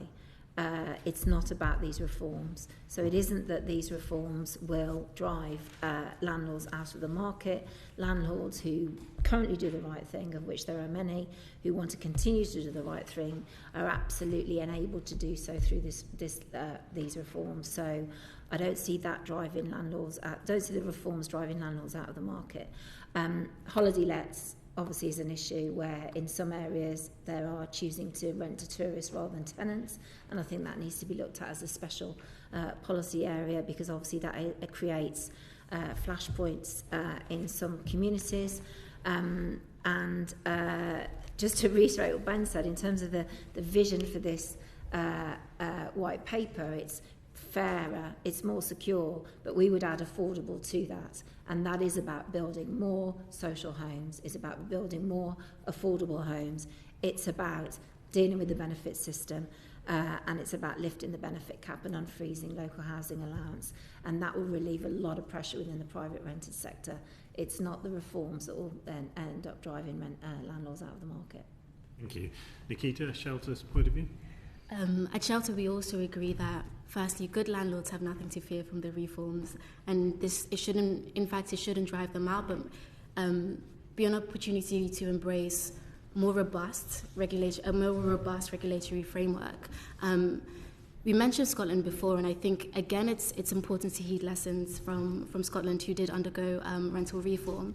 An analysis of data that we've conducted on Scotland's private rental sector, the size of its sector, and its rent levels have showed that with the introduction of the private rental tenancy and the introduction of reforms, we didn't see that mass exodus of landlords that was anticipated, and that breakdown of the sector that was also anticipated. What we're talking about is really the difference between 1 to 2 percentage points. More recently, we also didn't see that huge rise in rent inflation that we would have expected to see if landlords were leaving the sector in such a mass movement. We have seen rent inflation in the past years. This is now coming in line with England, but this isn't necessarily because of the reforms that took place in 2017. It's to do with other external market and economic forces, fluctuations in the market, and I think it's again important to heed that lesson. Supply is an issue that we care about. We don't want to see a reduction in the amount of privately rented homes in the sector. If 11 million people rely on the private rented sector, we don't want to see a reduction of homes. But we do need the introduction of reforms that have been promised for 3 years now, reforms that will bring about greater security, greater accountability for both landlords and tenants. And it's past time that it's been introduced. Thank you, Ben. Well, we're already seeing landlords and critically homes leave the sector. I quoted the figure of 260,000 homes in the past 5 years. The exodus is well underway, and you see some of the issues that arise as a result. We don't have an investment in social housing. My good friend from BPF, his members will be building new homes, but not to the extent that will even touch the side in terms of need. And so, if we want to turn generation rent into generation buy, we need a vibrant private rented sector. So will these reforms cause the exodus of landlords in the sector? They will if they're not got right. And that's why things like antisocial behaviour and giving landlords confidence that where something goes wrong, where they've explored all of the avenues in a responsible way, that actually the courts are on their side in terms of processing the claim. If you've got somebody that owes you significant amount of money, who's destroying your property with criminal damage or causing misery to neighbours, I'm afraid that needs to be dealt with, and landlords need to have the confidence to deal with it. And just to come back on Scotland as being sort of the panacea to and the world that we want to aspire to, I agree. Scotland does a lot of good things, whiskey and shortbread, but the private rented sector is not one of them, I'm afraid.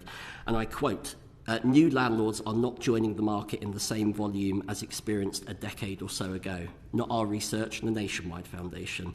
And if reflective of landlords in Scotland, this will mean half of landlords leaving the sector over the next 2 to 5 years, with insufficient new landlords entering the market to replace them.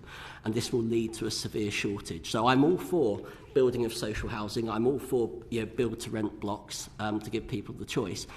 But we do need to make sure these reforms are brought in a sensible way. And Baroness Kennedy mentioned about second homes. I can't believe that anyone is surprised about the holiday let situation. Government have taxed the pants off of individual landlords. It's more attractive to rent your property on Airbnb to a stag party than it is for a long-term sustainable tenancy. I mean, Jesus, you couldn't make this stuff up. So, a quick win here is to reset the balance when it comes to taxation. We're talking about a fairer rental white paper. Truth is, Alicia, this paper does absolutely nothing in terms of supply. It's not intended to, but it does nothing in terms of supply. It's all about the regulatory framework. So for us, we need to untighten the grip on private landlords, make sure that they are contributing in a safe and sustainable way, and cut them some slack. Thank you very much. And BPF's point of view, Theo? Yeah, so I think it's similar to Ben. I think it's key that we maintain confidence in the market. So from an institutional investor perspective, I think things to do with having the confidence in the courts to deliver, having the confidence in being able to apply rental review clauses. But I think it goes back to this fundamental question that we've talked about so much, is supply. And it's quite timely because 10 years ago, I think this month was the launch basically of the build-to-rent sector in the UK. So, and that was massively assisted by government support, both in terms of monetary and guidance, and they really fostered a fantastic growth. So it's delivered over 230,000 homes for people, and we want to see government re-engage and go for another 10 years of growth in a really important sector that adds so much additionality to our housing supply. So I think, yeah, again, it goes back to this. It's not aimed at tackling supply, this white paper, but I think we can go even further and have wider reforms that would help that. I think you've all painted a picture of the supply side being significantly at risk, so thank you very much for that.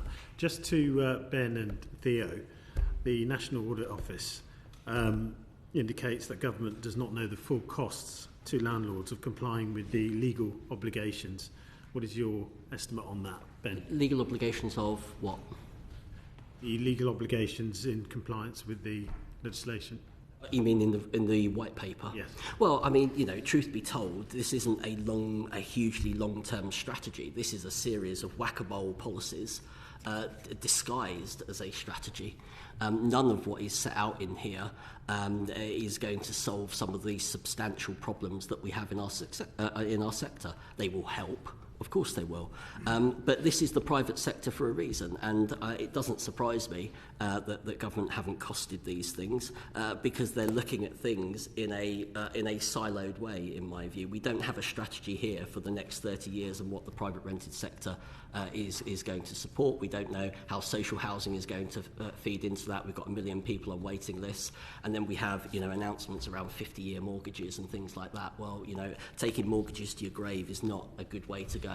I would put it to you. So for me, we don't have a strategy here for the sector. We have a series of policies designed to limit the fallout of things like lack of supply, over-taxation of landlords and things like that. So I'm not surprised. Thank you. Yeah. Yeah, so I think the central thing for us would be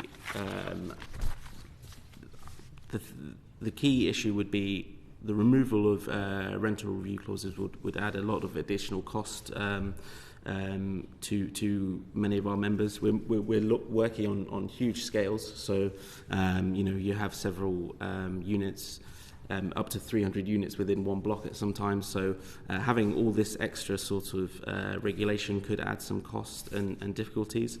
But I think the key thing is about keeping it attractive. So keeping that money flowing in, and I think the government can really play a huge role in supporting that, outside of these reforms, like I've mentioned before. So it's about creating an environment where institutional investment into all our homes and into the wider sector is fostered. Darren, Did you want to add something? Well, can I just add, in terms of just a bit of a defence of this white paper? I do agree, Ben, it's not a strategy, but it's not meant to be a strategy. It's not a white paper about supply. It's not a white paper about the benefit system and rents. It's not a white paper about fixing the private rent and the broken housing system in this country. But it is a white paper about making sure that the grounds for eviction are fair, that with detail that we can work on together, we can make sure that good landlords have nothing to fear from this legislation, just the unscrupulous, exploitative, criminal landlords do. We can raise standards, we can make sure people aren't unfairly evicted, we can give them security of tenure, and we can make the whole regulatory grounds for eviction work better with this legislation. It's not meant to be a panacea to solve all of the issues in the private rented sector.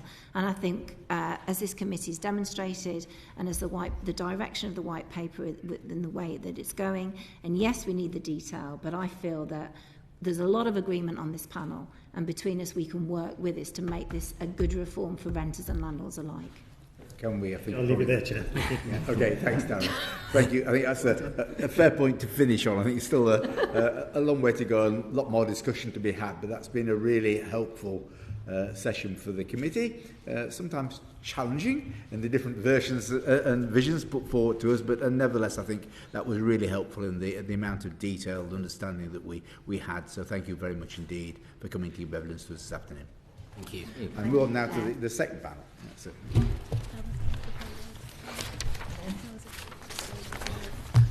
Come for a drink. Ben's coming. Just to wear you, warn you. We can carry on arguing in the bar. I wouldn't get some quicker. So who is it who's not coming? Yeah. What's the next thing? It's local government. Same questions, then local government. It's only 4.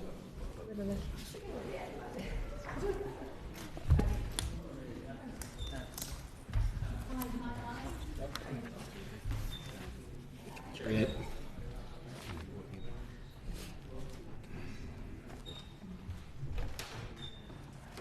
They're all London councillors.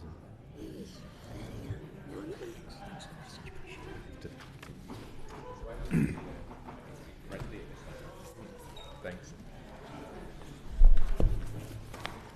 You've got a question on this? Yeah, what's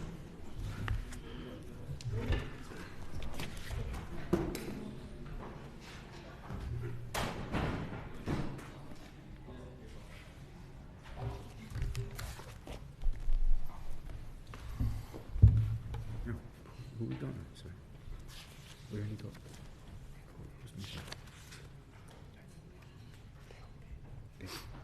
Got 3. 4. Oh, online, yes. Okay, thank you very much indeed for joining us this afternoon for our second panel, looking at the issues of the reform of the private rented sector. I'll just begin by asking you all to just introduce yourself and say which organisation you're represented today, and I'll just go down the table and then come to our colleague who's online as well. Hello, my name's Matt Noble. I'm the Cabinet Member for Climate Action, Regeneration and Renters at Westminster City Council. Right, okay. Yes. I'm Eloise Shepherd. I'm Strategic Lead for Housing and Planning at London Councils. I'm Councillor Tom Renhard. I'm the Cabinet Lead for Housing Delivery and Homes at Bristol City Council. Right, okay, and we have one colleague who's joining us online. Hello. Hello, I'm Councillor Darren Rodwell. I'm representing the LGA as I am the Vice Chair of the Environment, Economy, Housing and Transport Board. Okay, you're all very welcome this afternoon. And just before I come on to our first question, just to say that Sarah Brickliffe, who's a committee member who was here earlier, just wanted me to add in, because we all declared our interests that may be directly relevant at the beginning of the session, that she's also Treasurer of the APPG on temporary accommodation. She didn't mention that at the beginning, but she just wanted me to add that in to correct the record for her. Right, let's start off with our questions then on the list. Andrew Lewis is going to start. Thank you very much, Chairman. So just to set the scene, really, and ask you all, what's your assessment of the condition and availability of affordable private rented sector, either just in your patch or your view about it more generally? I'll start with you, Matt. Thank you. I think in Westminster specifically, we're acutely aware of the difficulties around affordability in the private rented sector, particularly for low-income families. There is a significant gap between the amount of support available via the local housing allowance for families, and when you look at that contrasting with the lower 30th percentile rental rates. If you're looking at, say, a 4-bedroom property, there's a gap of £400 per week between what the LHA is and what the lower 30th percentile rent is. And we also know that with regard to Section 21, that it's that's the highest cause of homelessness in Westminster. So I think it was between we had a 4-year period, 2018 to 2022, when 1,900 households were accepted as homeless because of Section 21 evictions. So it's a major problem for us. Eloise? Hi, thanks. So London has quite a large PRS. About 26% of households rent privately. It's about 17% outside of London. This and the significant barriers to social housing means we really need our private rented sector. When I say we, I do mean local authorities as well as tenants. There has been a decrease in supply of all kinds. Actually, the listings for landlords on Rightmove decreased by 35% since pre-pandemic, and that's most acute for larger properties, so 47% reduction for 4 beds. And my colleague made the point about LHA levels. Across London, only 8.8% of properties were available at LHA levels, and in parts of central London that's more like 0.2 or 0.1, so really striking kind of gap there. And when you get into the total benefits cap, that's even starker, and there have been days where looking for properties with certain household compositions, there's actually nothing available nationally. If you look at the total benefits cap, not just London, and rents have increased over the last year to June 2022 by 15.8%, and we are predicting further rises. So we would like to call for research into what is driving that reduction in the PRS, and also just really to echo the many calls that have been today already to uprate LHA rates because of the crisis that we're in. Thank you. Bristol's in a similarly very challenging position. We'd estimate less than 5% of private rented properties available at LHA rates or below. And for us, that also has to be seen in that context of increases in Section 21, no-fault eviction notices being served and more presentations as homeless. We have over 1,100 households currently in temporary accommodation.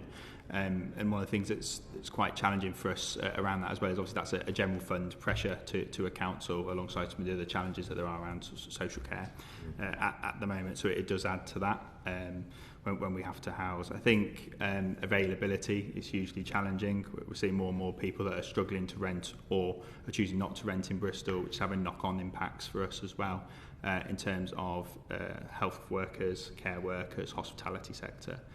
As well, so it creates other challenges around the affordability of the private rented sector if we can't get workers that we need there to fill the jobs that help keep everything ticking over. Okay. And Darren. Thank you very much, Chair. Again, my colleagues have said a lot already. I think it's fair to say that the sector itself has doubled over the last 20 years. Unfortunately, our ability to support and develop the sector has been limited, to say the least. In fact, over 600,000 privately rented homes, about 13%, have serious health and safety. So it's clear to say that whilst councils individually have been trying their best in different ways of trying to make sure that people have safe homes, there is definitely a need, and that's why we're welcoming of the white paper in large parts for a much more streamlined and consistent approach across England. Thank you, Darren. So just staying with that, you broadly welcome it. What impact do you think it's going to have on condition and availability in particular? Well, first of all, Chair, I think what it will do is it will set a benchmark, because the issue we have at the moment is different authorities, depending on their own financial situations and their ability to get the right qualified staff, are struggling to come up with a programme that works for them financially and also for the wider community. The problem with the situation is with a large number of authorities is you need to go to Secretary of State to get the necessary agreement to put in a scheme in the first place when it's over 20%. There's only one authority in the country, which happens to be mine, that has a whole borough scheme. And that really isn't consistent or respective to the fact of what we collectively need to do to help the good landlords who want to carry on providing those properties at a rate that works for their residents, our residents. But unfortunately, we find too many are coming into the area of disrepair, and a consistent approach would help all. Right, thank you very much. So Tom, similar question to you. You set the scene well about the challenges you face. What's your view about the government's proposals and their likely impact upon that? So again, we broadly welcome the proposals that have come forward in the white paper. The one main concern we have is they don't really address affordability, in our view, in Bristol. And so one piece of work that we have kicked off is launching a living rent commission, where we'll be looking at what a living rent would look like for Bristol, and something we'd be happy to share once that work's concluded later this year with this committee. The challenge that we've got is that affordability needs to be addressed more thoroughly, because otherwise renters are still going to struggle to find places to rent. Obviously, the broader challenge is the availability of social housing, and if work could also be done to improve us being able to get more social housing built in the city, in the context, obviously, rising construction costs that we have and other issues as well. It's a bit about a multi-pronged approach from our perspective. So the white paper does do a lot of good things. Scrapping Section 21 is excellent.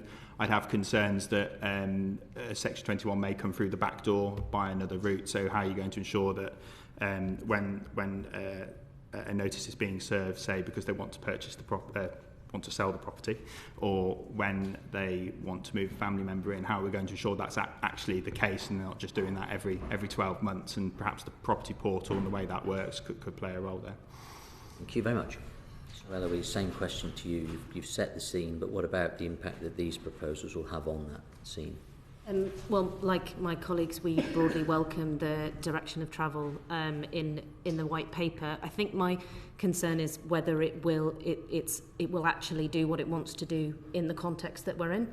So, given the very difficult situation we've all outlined in terms of supply, the power dynamic between landlords and tenants is very difficult. So, I find like the Section 21 measures, for example, are quite difficult when you have got, as people on the previous panel were saying, people queuing around the block, a knowledge that you're going to have those supply of tenants, and also crucially no increase in the amount of time for those reasons that you are allowed to evict people. You still have a 2-month notice period, so actually the situation is still quite tenuous for people.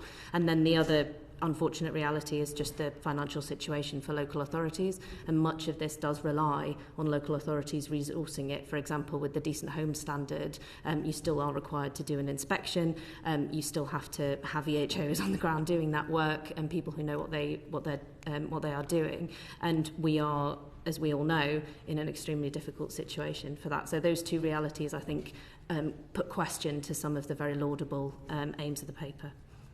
More to come on that, but just on your overall impressions of the white paper and the proposals there, Matt. Thanks. Yeah, I mean, we like everybody else, we welcome the opportunity to be talking about this in terms of a white paper and the possible legislation that we're looking at. We have some concerns about, as Eddie was saying, about the level of resources that will be available to local authorities. We're under a lot of pressure as it is, so it would be very helpful to receive some more information about exactly what the, I guess, more fleshed out proposals, so we can work out what we'll have to do in terms of allocation of resources. I think we'd also like to see some of these duties become more formally statutory, so that it's easier for us to actually try and persuade people to give us more money to be able to fulfil our duties. Having a decent home standards for the PRS will be excellent if that comes about. Again, there's I guess some question marks about the ability to do it, what exactly it looks like, and then as other people have said, need the amount of money available through the LHA to be increased so that people can afford to live in Westminster. Is obviously a very expensive place to live. We like our residents and we'd like them to be able to stay. What we don't have at the moment is anything to try and put downward pressure on rent levels, which are only going up and up. We have some concerns about supply. I think we've heard some of the same kind of rhetoric before about landlords leaving the sector in droves, and it hasn't transpired. For example, when we looked at HMO licensing when it first came in, or when we talked about landlords having to register their deposits, there was talk about landlords leaving the sector. I don't think that happened. It certainly didn't happen in Westminster. Not that we can put our fingers on in terms of data. So we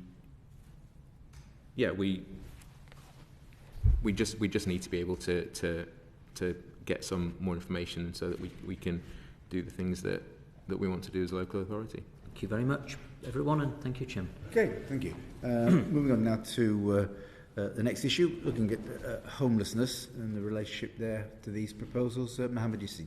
Yeah, thank you, Chair. Under the Housing Act 1996, local authorities have a duty to prevent homelessness by helping to secure accommodation for anyone threatened with homelessness. The ending of an short-hold tenancy is a common reason people give threatened with the homelessness. Do you agree with that? And secondly, do you think the government proposals or government changes to tenancies, including the abolition of Section 21, will have any impact on the number of people threatened with homelessness? Tom, can I start with you, please?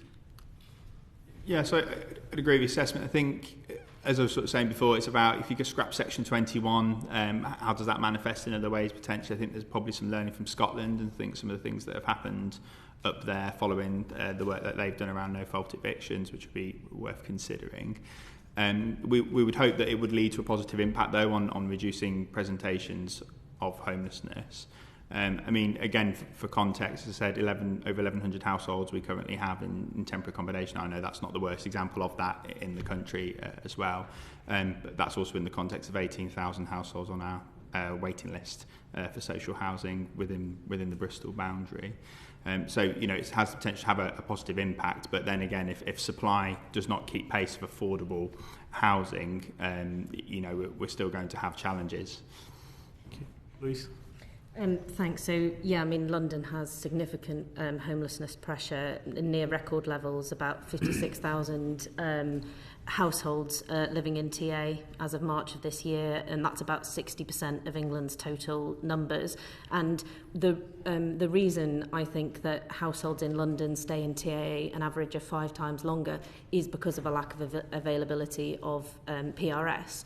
Your question about eviction rates, I mean, our understanding is that 36% of households who had a PRS, homelessness duty, that was because of the ending of a PRS tenancy through Section 21, and that is a significant factor in homelessness. But I suppose it's a factor at the other end as well, because there's almost no social housing stock available to allocate. Obviously, home ownership isn't an option.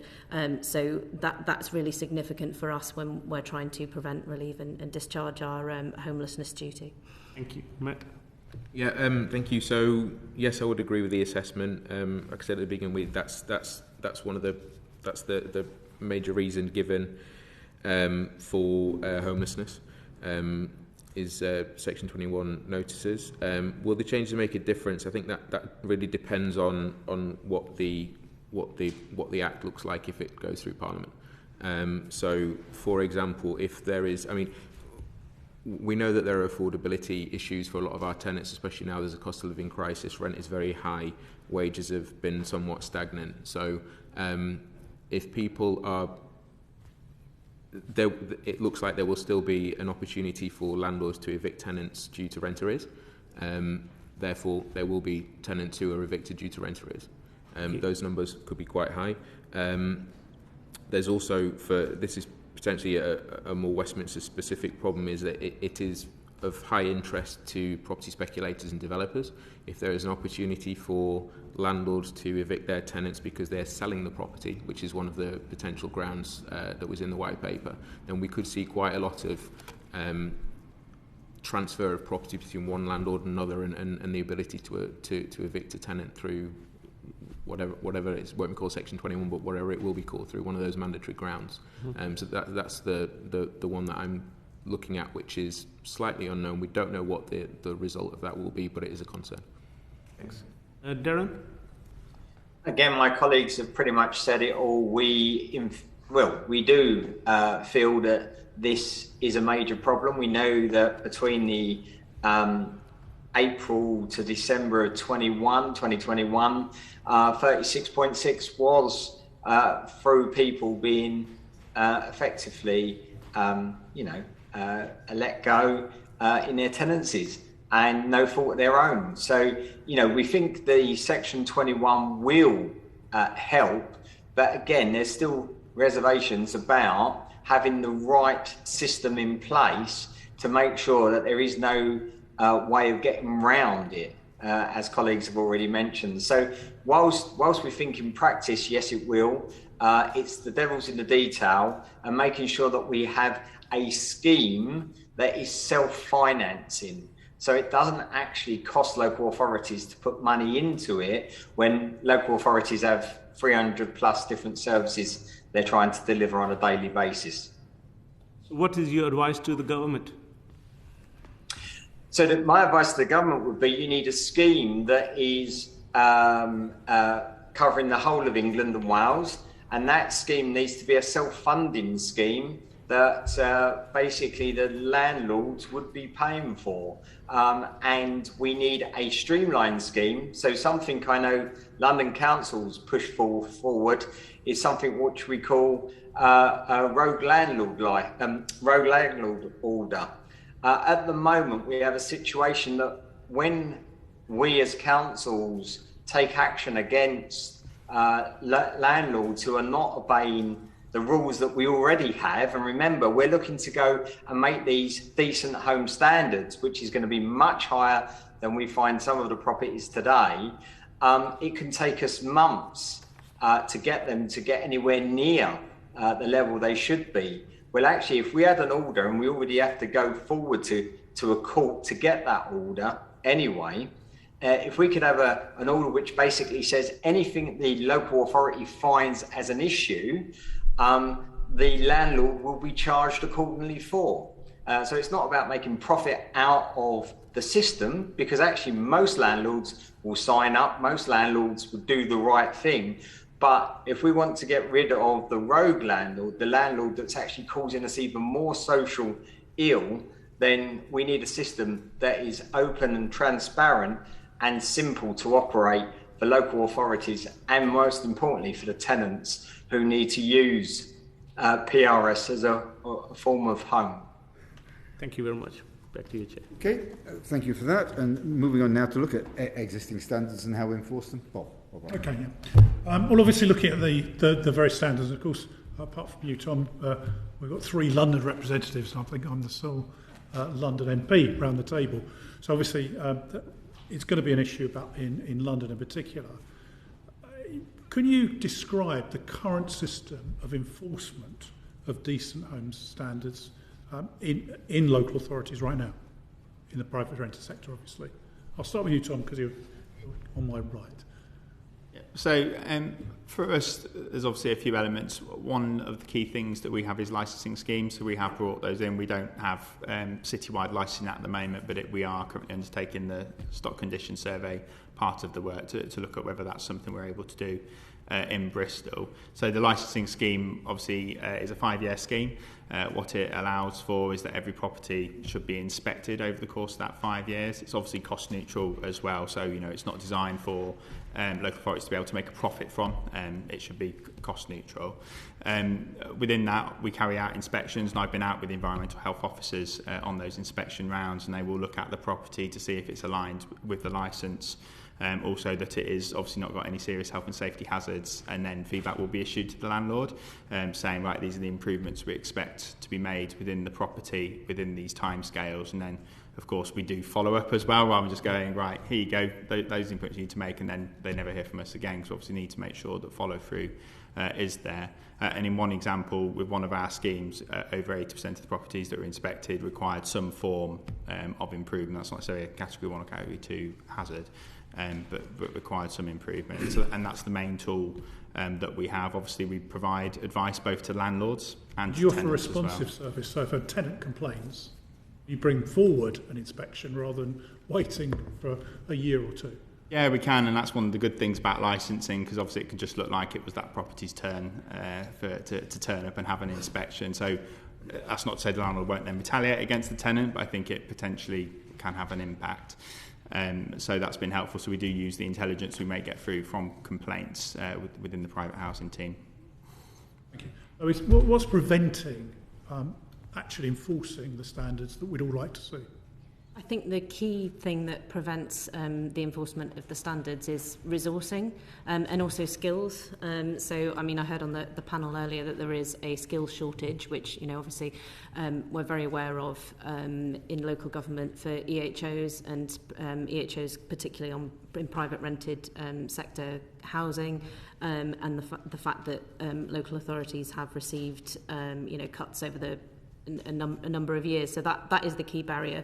Just to come back on the licensing point, a number of our members have licensing schemes. All of them would like the power to decide whether that's appropriate for their markets themselves, rather than the resource burden of going to the Secretary of State. And equally, presumably, the Secretary of State can determine the size and shape of the schemes. Can I just ask as well, the ability to use civil penalties, Matt, how much is that used? And why don't local authorities use it more if it's useful?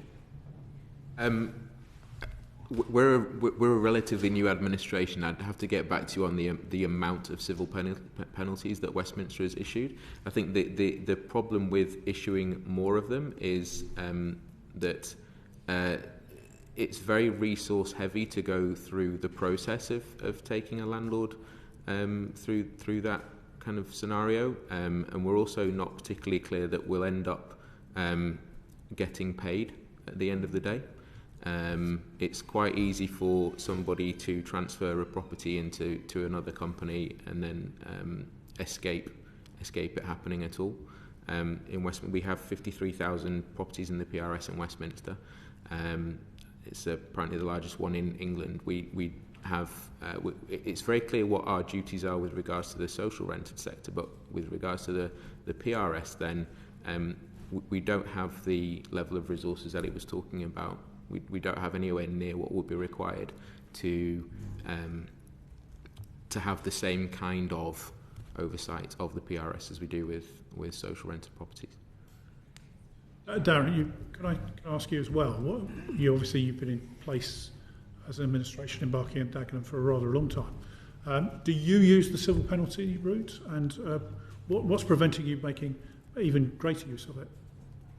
To be honest, it's what's just been said is the cost, and no guarantee of we getting any funds back from it at the end. So I'll give you a scenario, but then I can take you to Manchester as well about what we are trying to do as I'm here for the LGA. So in Barking and Dagenham, we took a landlord to court. It took us 9 months to get him to the point where we went to court. In that period of time, he had around 30 people living in his property. And those 30 people between them was paying about £5,000 a month to that landlord. So by the time we got him to the court, he had already made £45,000, give or take. He then just transferred to another member of his family as a different company. Again, we go to court. There's no guarantee we're going to get the cost that it's taken our officers and time and effort to actually get a reward from it. So what we try and do is be more proactive in supporting the landlords to get them to a point where their properties are fit for purpose and will work for the wider community. Unfortunately, there is a small rump of landlords that just believe they can put profit over people every time. And that's where, as I said, London councils, and I know that because of the role I have there, we have looked at the rogue landlord order. So whether it be overcrowding or whether it be the state of the property, actually with a proper licensing scheme across, not only can we ban poor practice, at the same time we can charge poor practice, where at the moment the local authorities just do not have the income to allow that to happen. Now, Manchester was a great example as well. They had a selective licence where they inspected 177 properties, of which 31 were non-compliant, serving 20 improvement notices, and then only 8 enforcement notices. So it shows no matter where we are in the country, we are trying to work with the landlords, because our job isn't to close them down. Our job is to make sure they're decent homes for residents that need them at the moment. And PRS is part of the answer when it comes to providing the homes that we desperately need. Okay, obviously for the last 6 years, councils have had access to the database on rogue landlords and property agents. Has that been used effectively? Can it be used more effectively? And what's stopping the use of it if it's not being used? Darren, if I ask you first. I think it's fair to say that we, as councils, have used this, and some to a greater and lesser degree. Our biggest problem always comes back down to the financing of having teams that can go out there and do the work that's needed. So whilst there is the database and we can get some information, actually there's more work we could do, and that's why it's got to be, it needs to be niched together with the whole of the PRS sector. So it's not just a database for landlords as we have, but if you take those that operate within the Airbnb arena, in London before the pandemic, we had 73,000 of those that actually cost local authorities a lot of money. And again, we're near this portal. Okay. The government have also set out in the white paper that it's reinvigorated its engagement with local councils to better understand the challenges that councils face. Have you experienced that engagement actually happening? I'll start with Eloise from the London Council's perspective, and then come to you, Darren. Yeah, I did have some conversations with heads of PRS housing on that point, and they did say that actually there has been quite a lot more engagement from the department over the past couple of years compared to the previous decade or more, and a lot more information coming through the department. I think we did reflect that some of that engagement could perhaps be more strategic and more big picture, but it's certainly a really good start, actually. Okay. Tom, have you experienced that in Bristol? So certainly I think between civil servants and colleagues in the council, yes, I wouldn't say I've had direct political engagement with political leadership within Westminster. Okay. Matt, you've seen I've been here for... Obviously a relatively young administration, I accept. Yeah, but. in my 4 months, then... I mean, we've been talking about this. We've been talking about this a lot. Just to come back on your last point about penalties, I've been informed that it was £300,000 over the last 3 years that has been issued, and we've had in 2019/2020 it was 18 civil penalties. Right. Okay. And finally, Darren, in terms of the engagement from the department, do the LGA agree that that's happening? And yes, officers have informed us that it has happened. I have to say, not at a political level with myself, and bearing in mind I hold a dual role in housing, so for London councils I've been doing that role now for 4 years, and with the LGA I've been the deputy chair for 2, so but I've not actually been involved in any of those discussions. Okay, thank you. Bob, could you just follow up on that? Come on, you've got lack of resources in councils. We, as a committee, we've acknowledged that over and over again. But also, the disparity in what some councils do on this issue and what others don't do is stark, isn't it? You know, that's the reality. That there's, I think it was described as the 20 super users enforcement action accounted for 71% of civil penalties issued.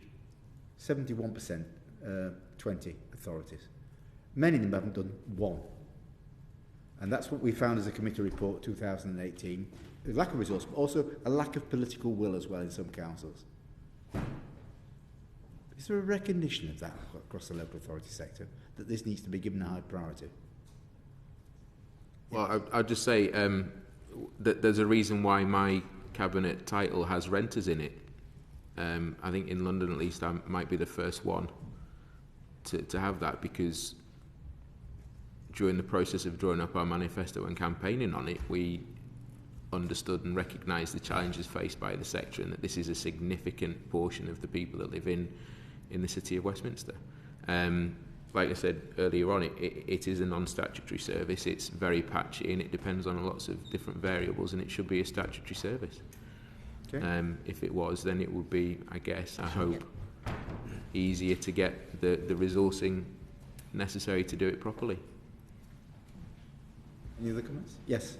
I mean, as an officer, I can't speak on the political will point, of course, but what I would say is that the size of private rented sector does vary wildly throughout. I mean, London has a particularly large PRS, but throughout the country, and the kinds of problems that are encountered. So, you know, you would expect there to be disparity. I mean, not necessarily quite that much, but just wait to, a minute. Yeah. But between London councils, massive disparity. It's not just between London and the rest of the country. There's also massive disparity within how, like Newham, for example, has more than 50% private rented accommodation, and others have, you know, numbers of PRS in the single figures. So, I mean, I'm not saying it accounts for the full amount, but just that is a factor.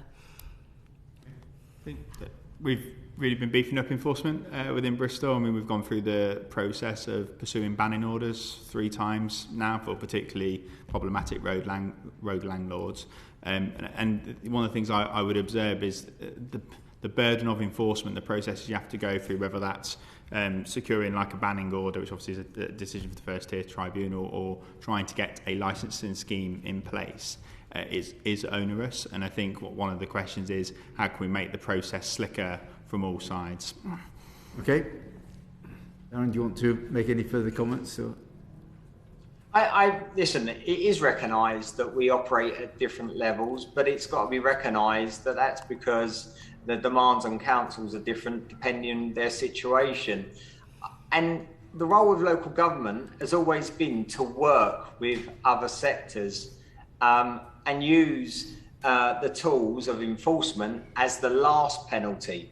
Because, you know, we could go down this road and hit everyone, but if they then leave the marketplace, it puts more demand on the local authority, who already has enough demand. I don't believe there's a single council that does not have a housing waiting list.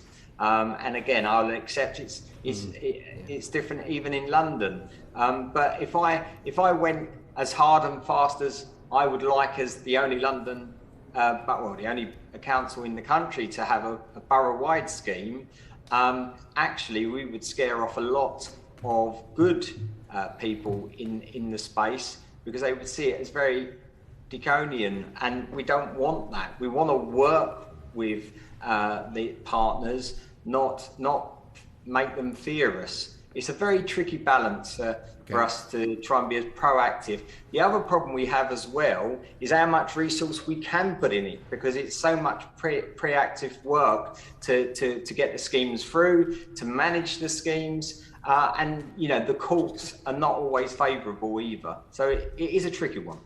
Okay, let's move on to the issue we've already raised of selective licensing in Bern. Thanks, Chair.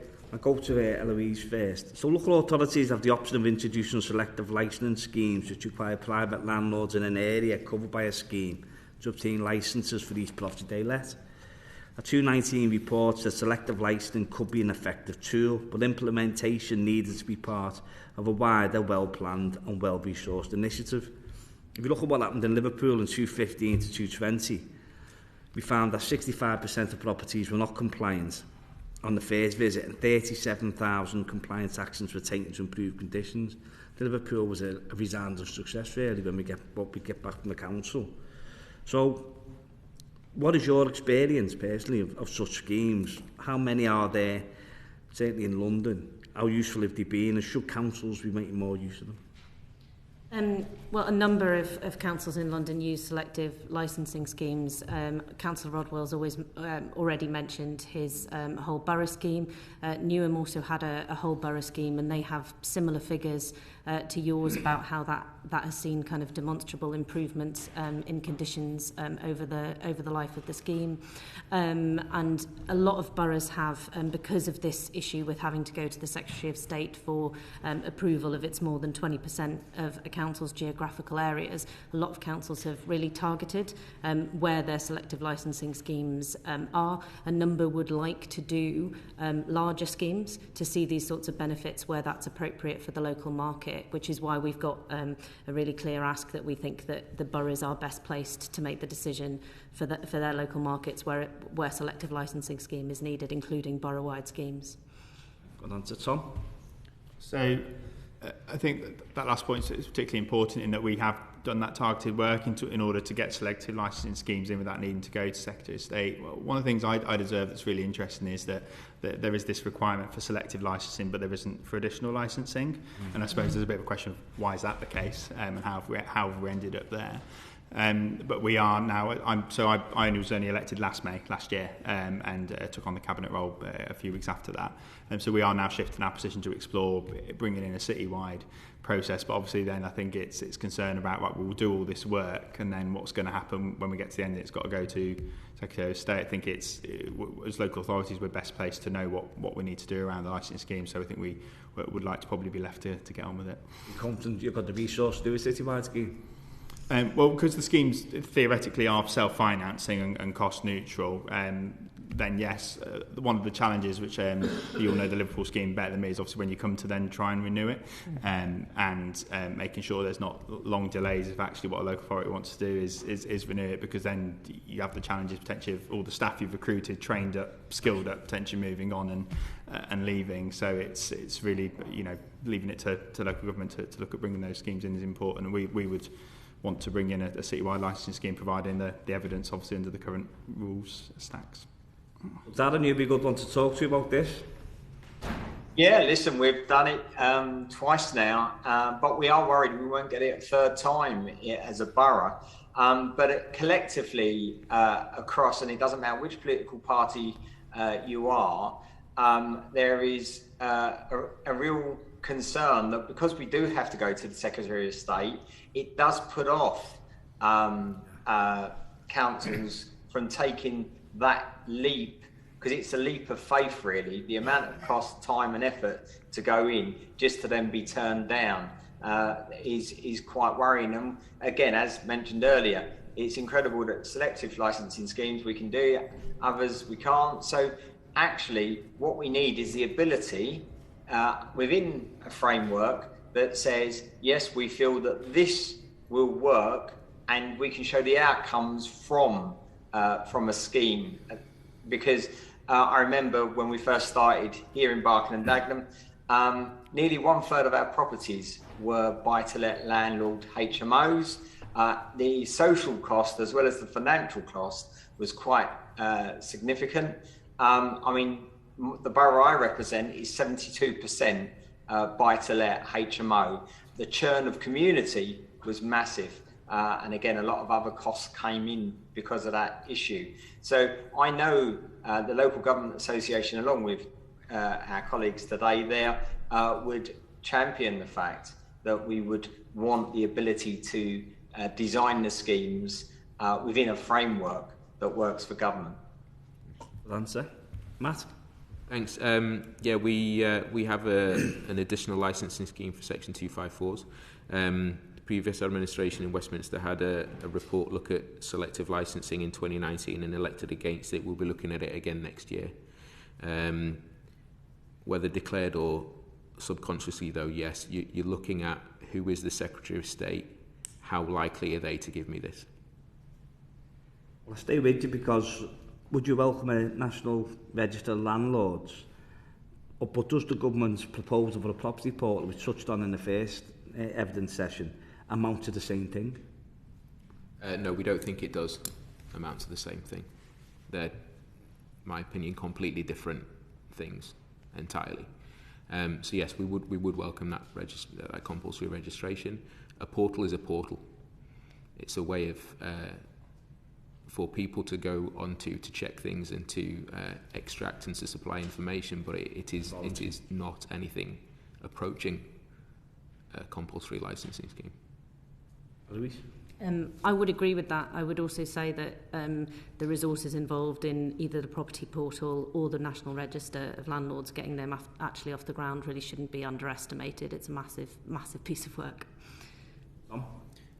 I would agree with the assessments given by my colleagues. I think what the property portal does present is perhaps a really good opportunity to design something that's really good, that actually will help with enforcement, will give transparency to renters around who they're renting with and any history there is around enforcement within the property, as well as potentially making the implementation of licensing schemes perhaps a more straightforward process if you've got a national portal that's doing that. Obviously, we would not want to then see our own ability to implement licensing taken away from us as local authorities.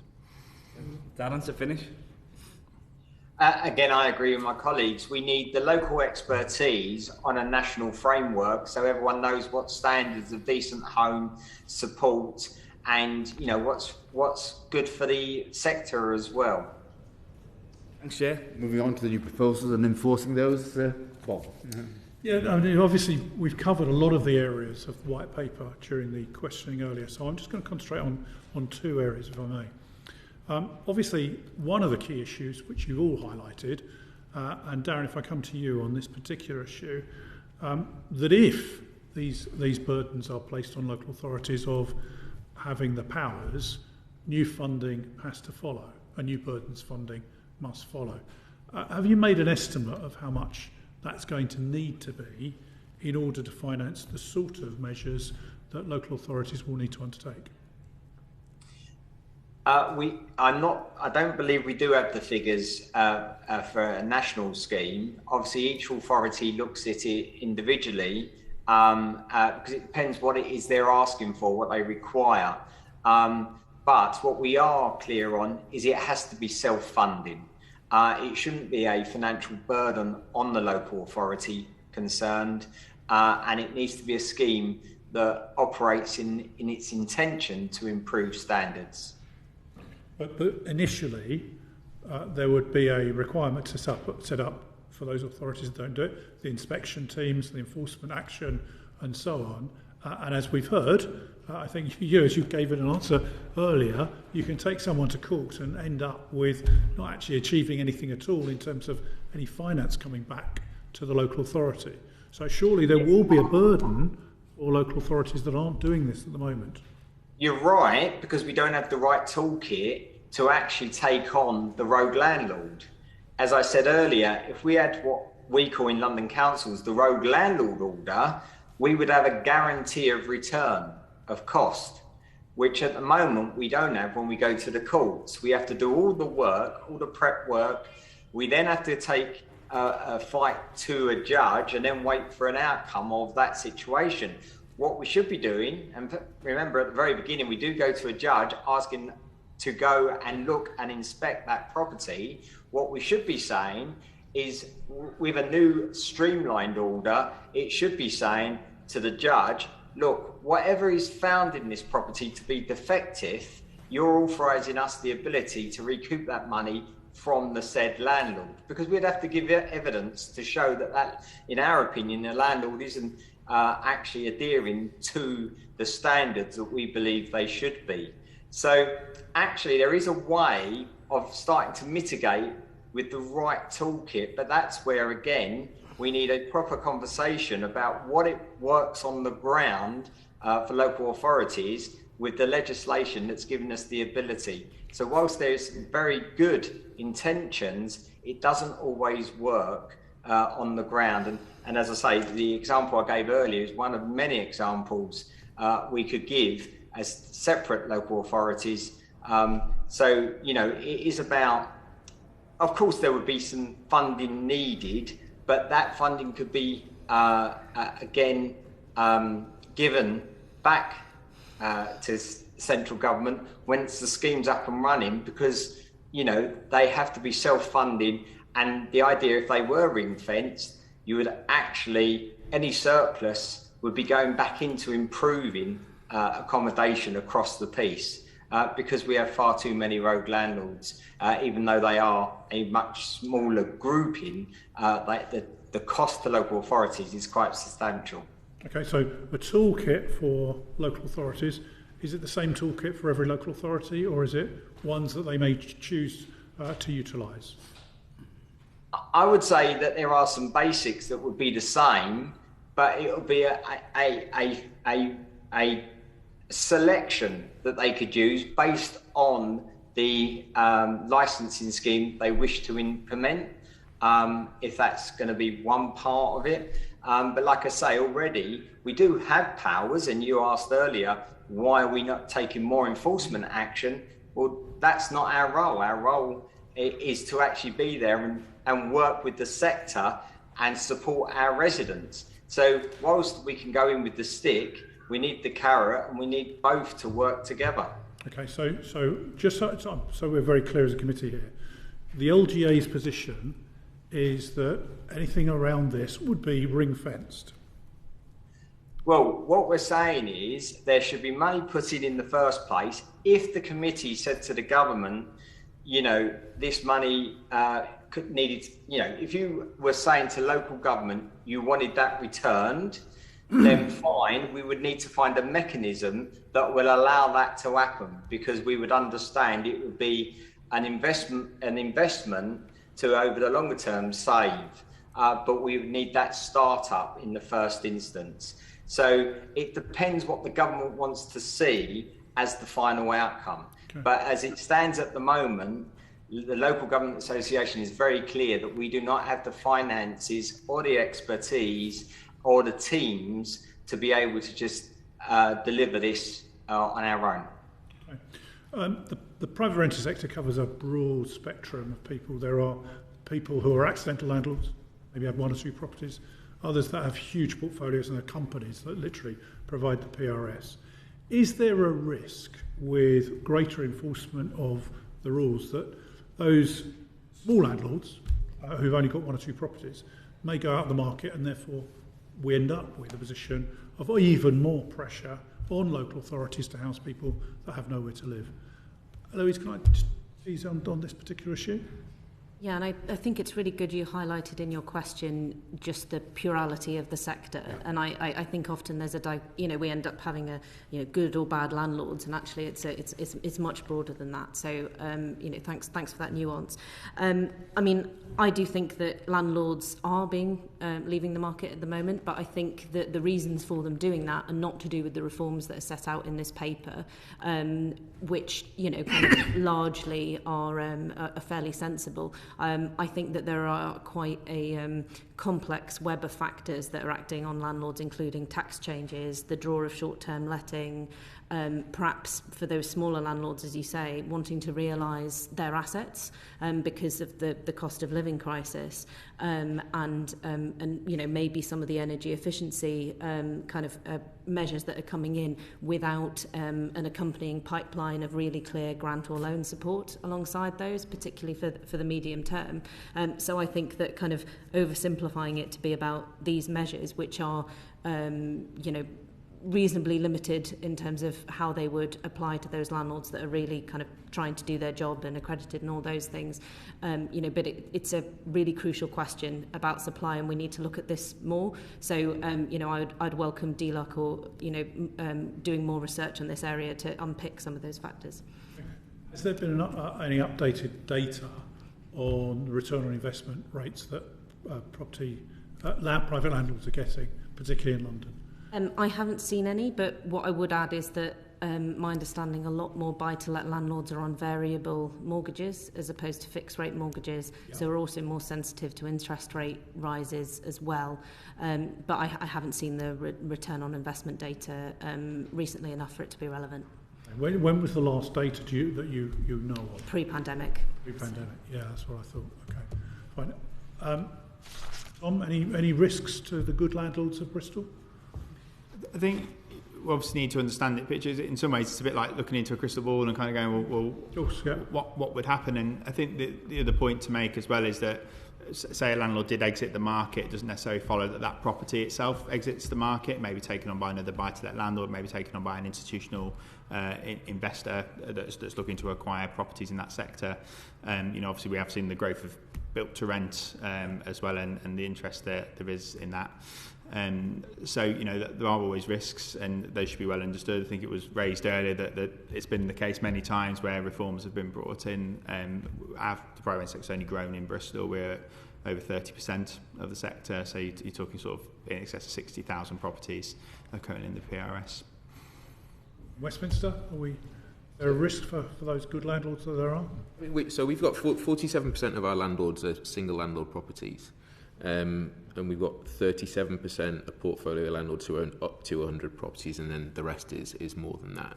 I think, like people have been saying, not necessarily clear to me or to us what happens to properties when landlords leave the sector. They don't cease to be properties, and we think that if as is designed to be the case, I think with things like the portal, it's meant to be as much providing information to landlords in order for them to be good landlords.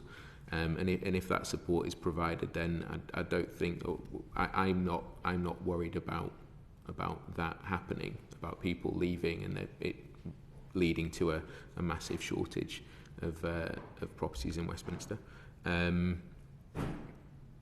think that we need to make sure that we're doing all that we can to prevent that within reason, and that just means being helpful. And also, if people are leaving, like Ellie was saying, there are environmental standards coming down the path. If properties are being sold to landlords who should know about that and who are willing to do it, then it's going to help all of us meet our carbon targets, which are all fast approaching. Darren, from your perspective, what are the risks across the LGA family?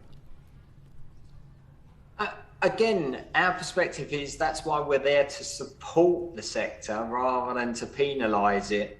The property doesn't disappear, and it's whether we can work with the sector. So whilst, again, if one of the things we're looking at here is whether we can offer a service to that independent landlord, the person who's got one property. Is there something that the local authority could offer? Now, again, that could happen across the piece. So it's about bringing in options that allows the stock to be flexible for the sector and for our communities. Okay, thank you. Okay, thanks, Bob. Thank you very much, all of you, for coming, giving that perspective. I think we can understand the challenges that local authorities are facing at present, and no doubt there's a whole list of new challenges coming along in some form when the white paper and its proposals are implemented. But that's been very helpful to the committee to find out your understanding of those, and will help us when we're drafting our report to advise the government on this. So thank you very much indeed for coming today. Order that has ended.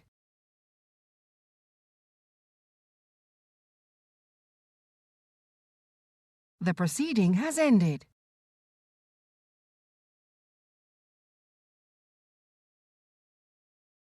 The proceeding has ended.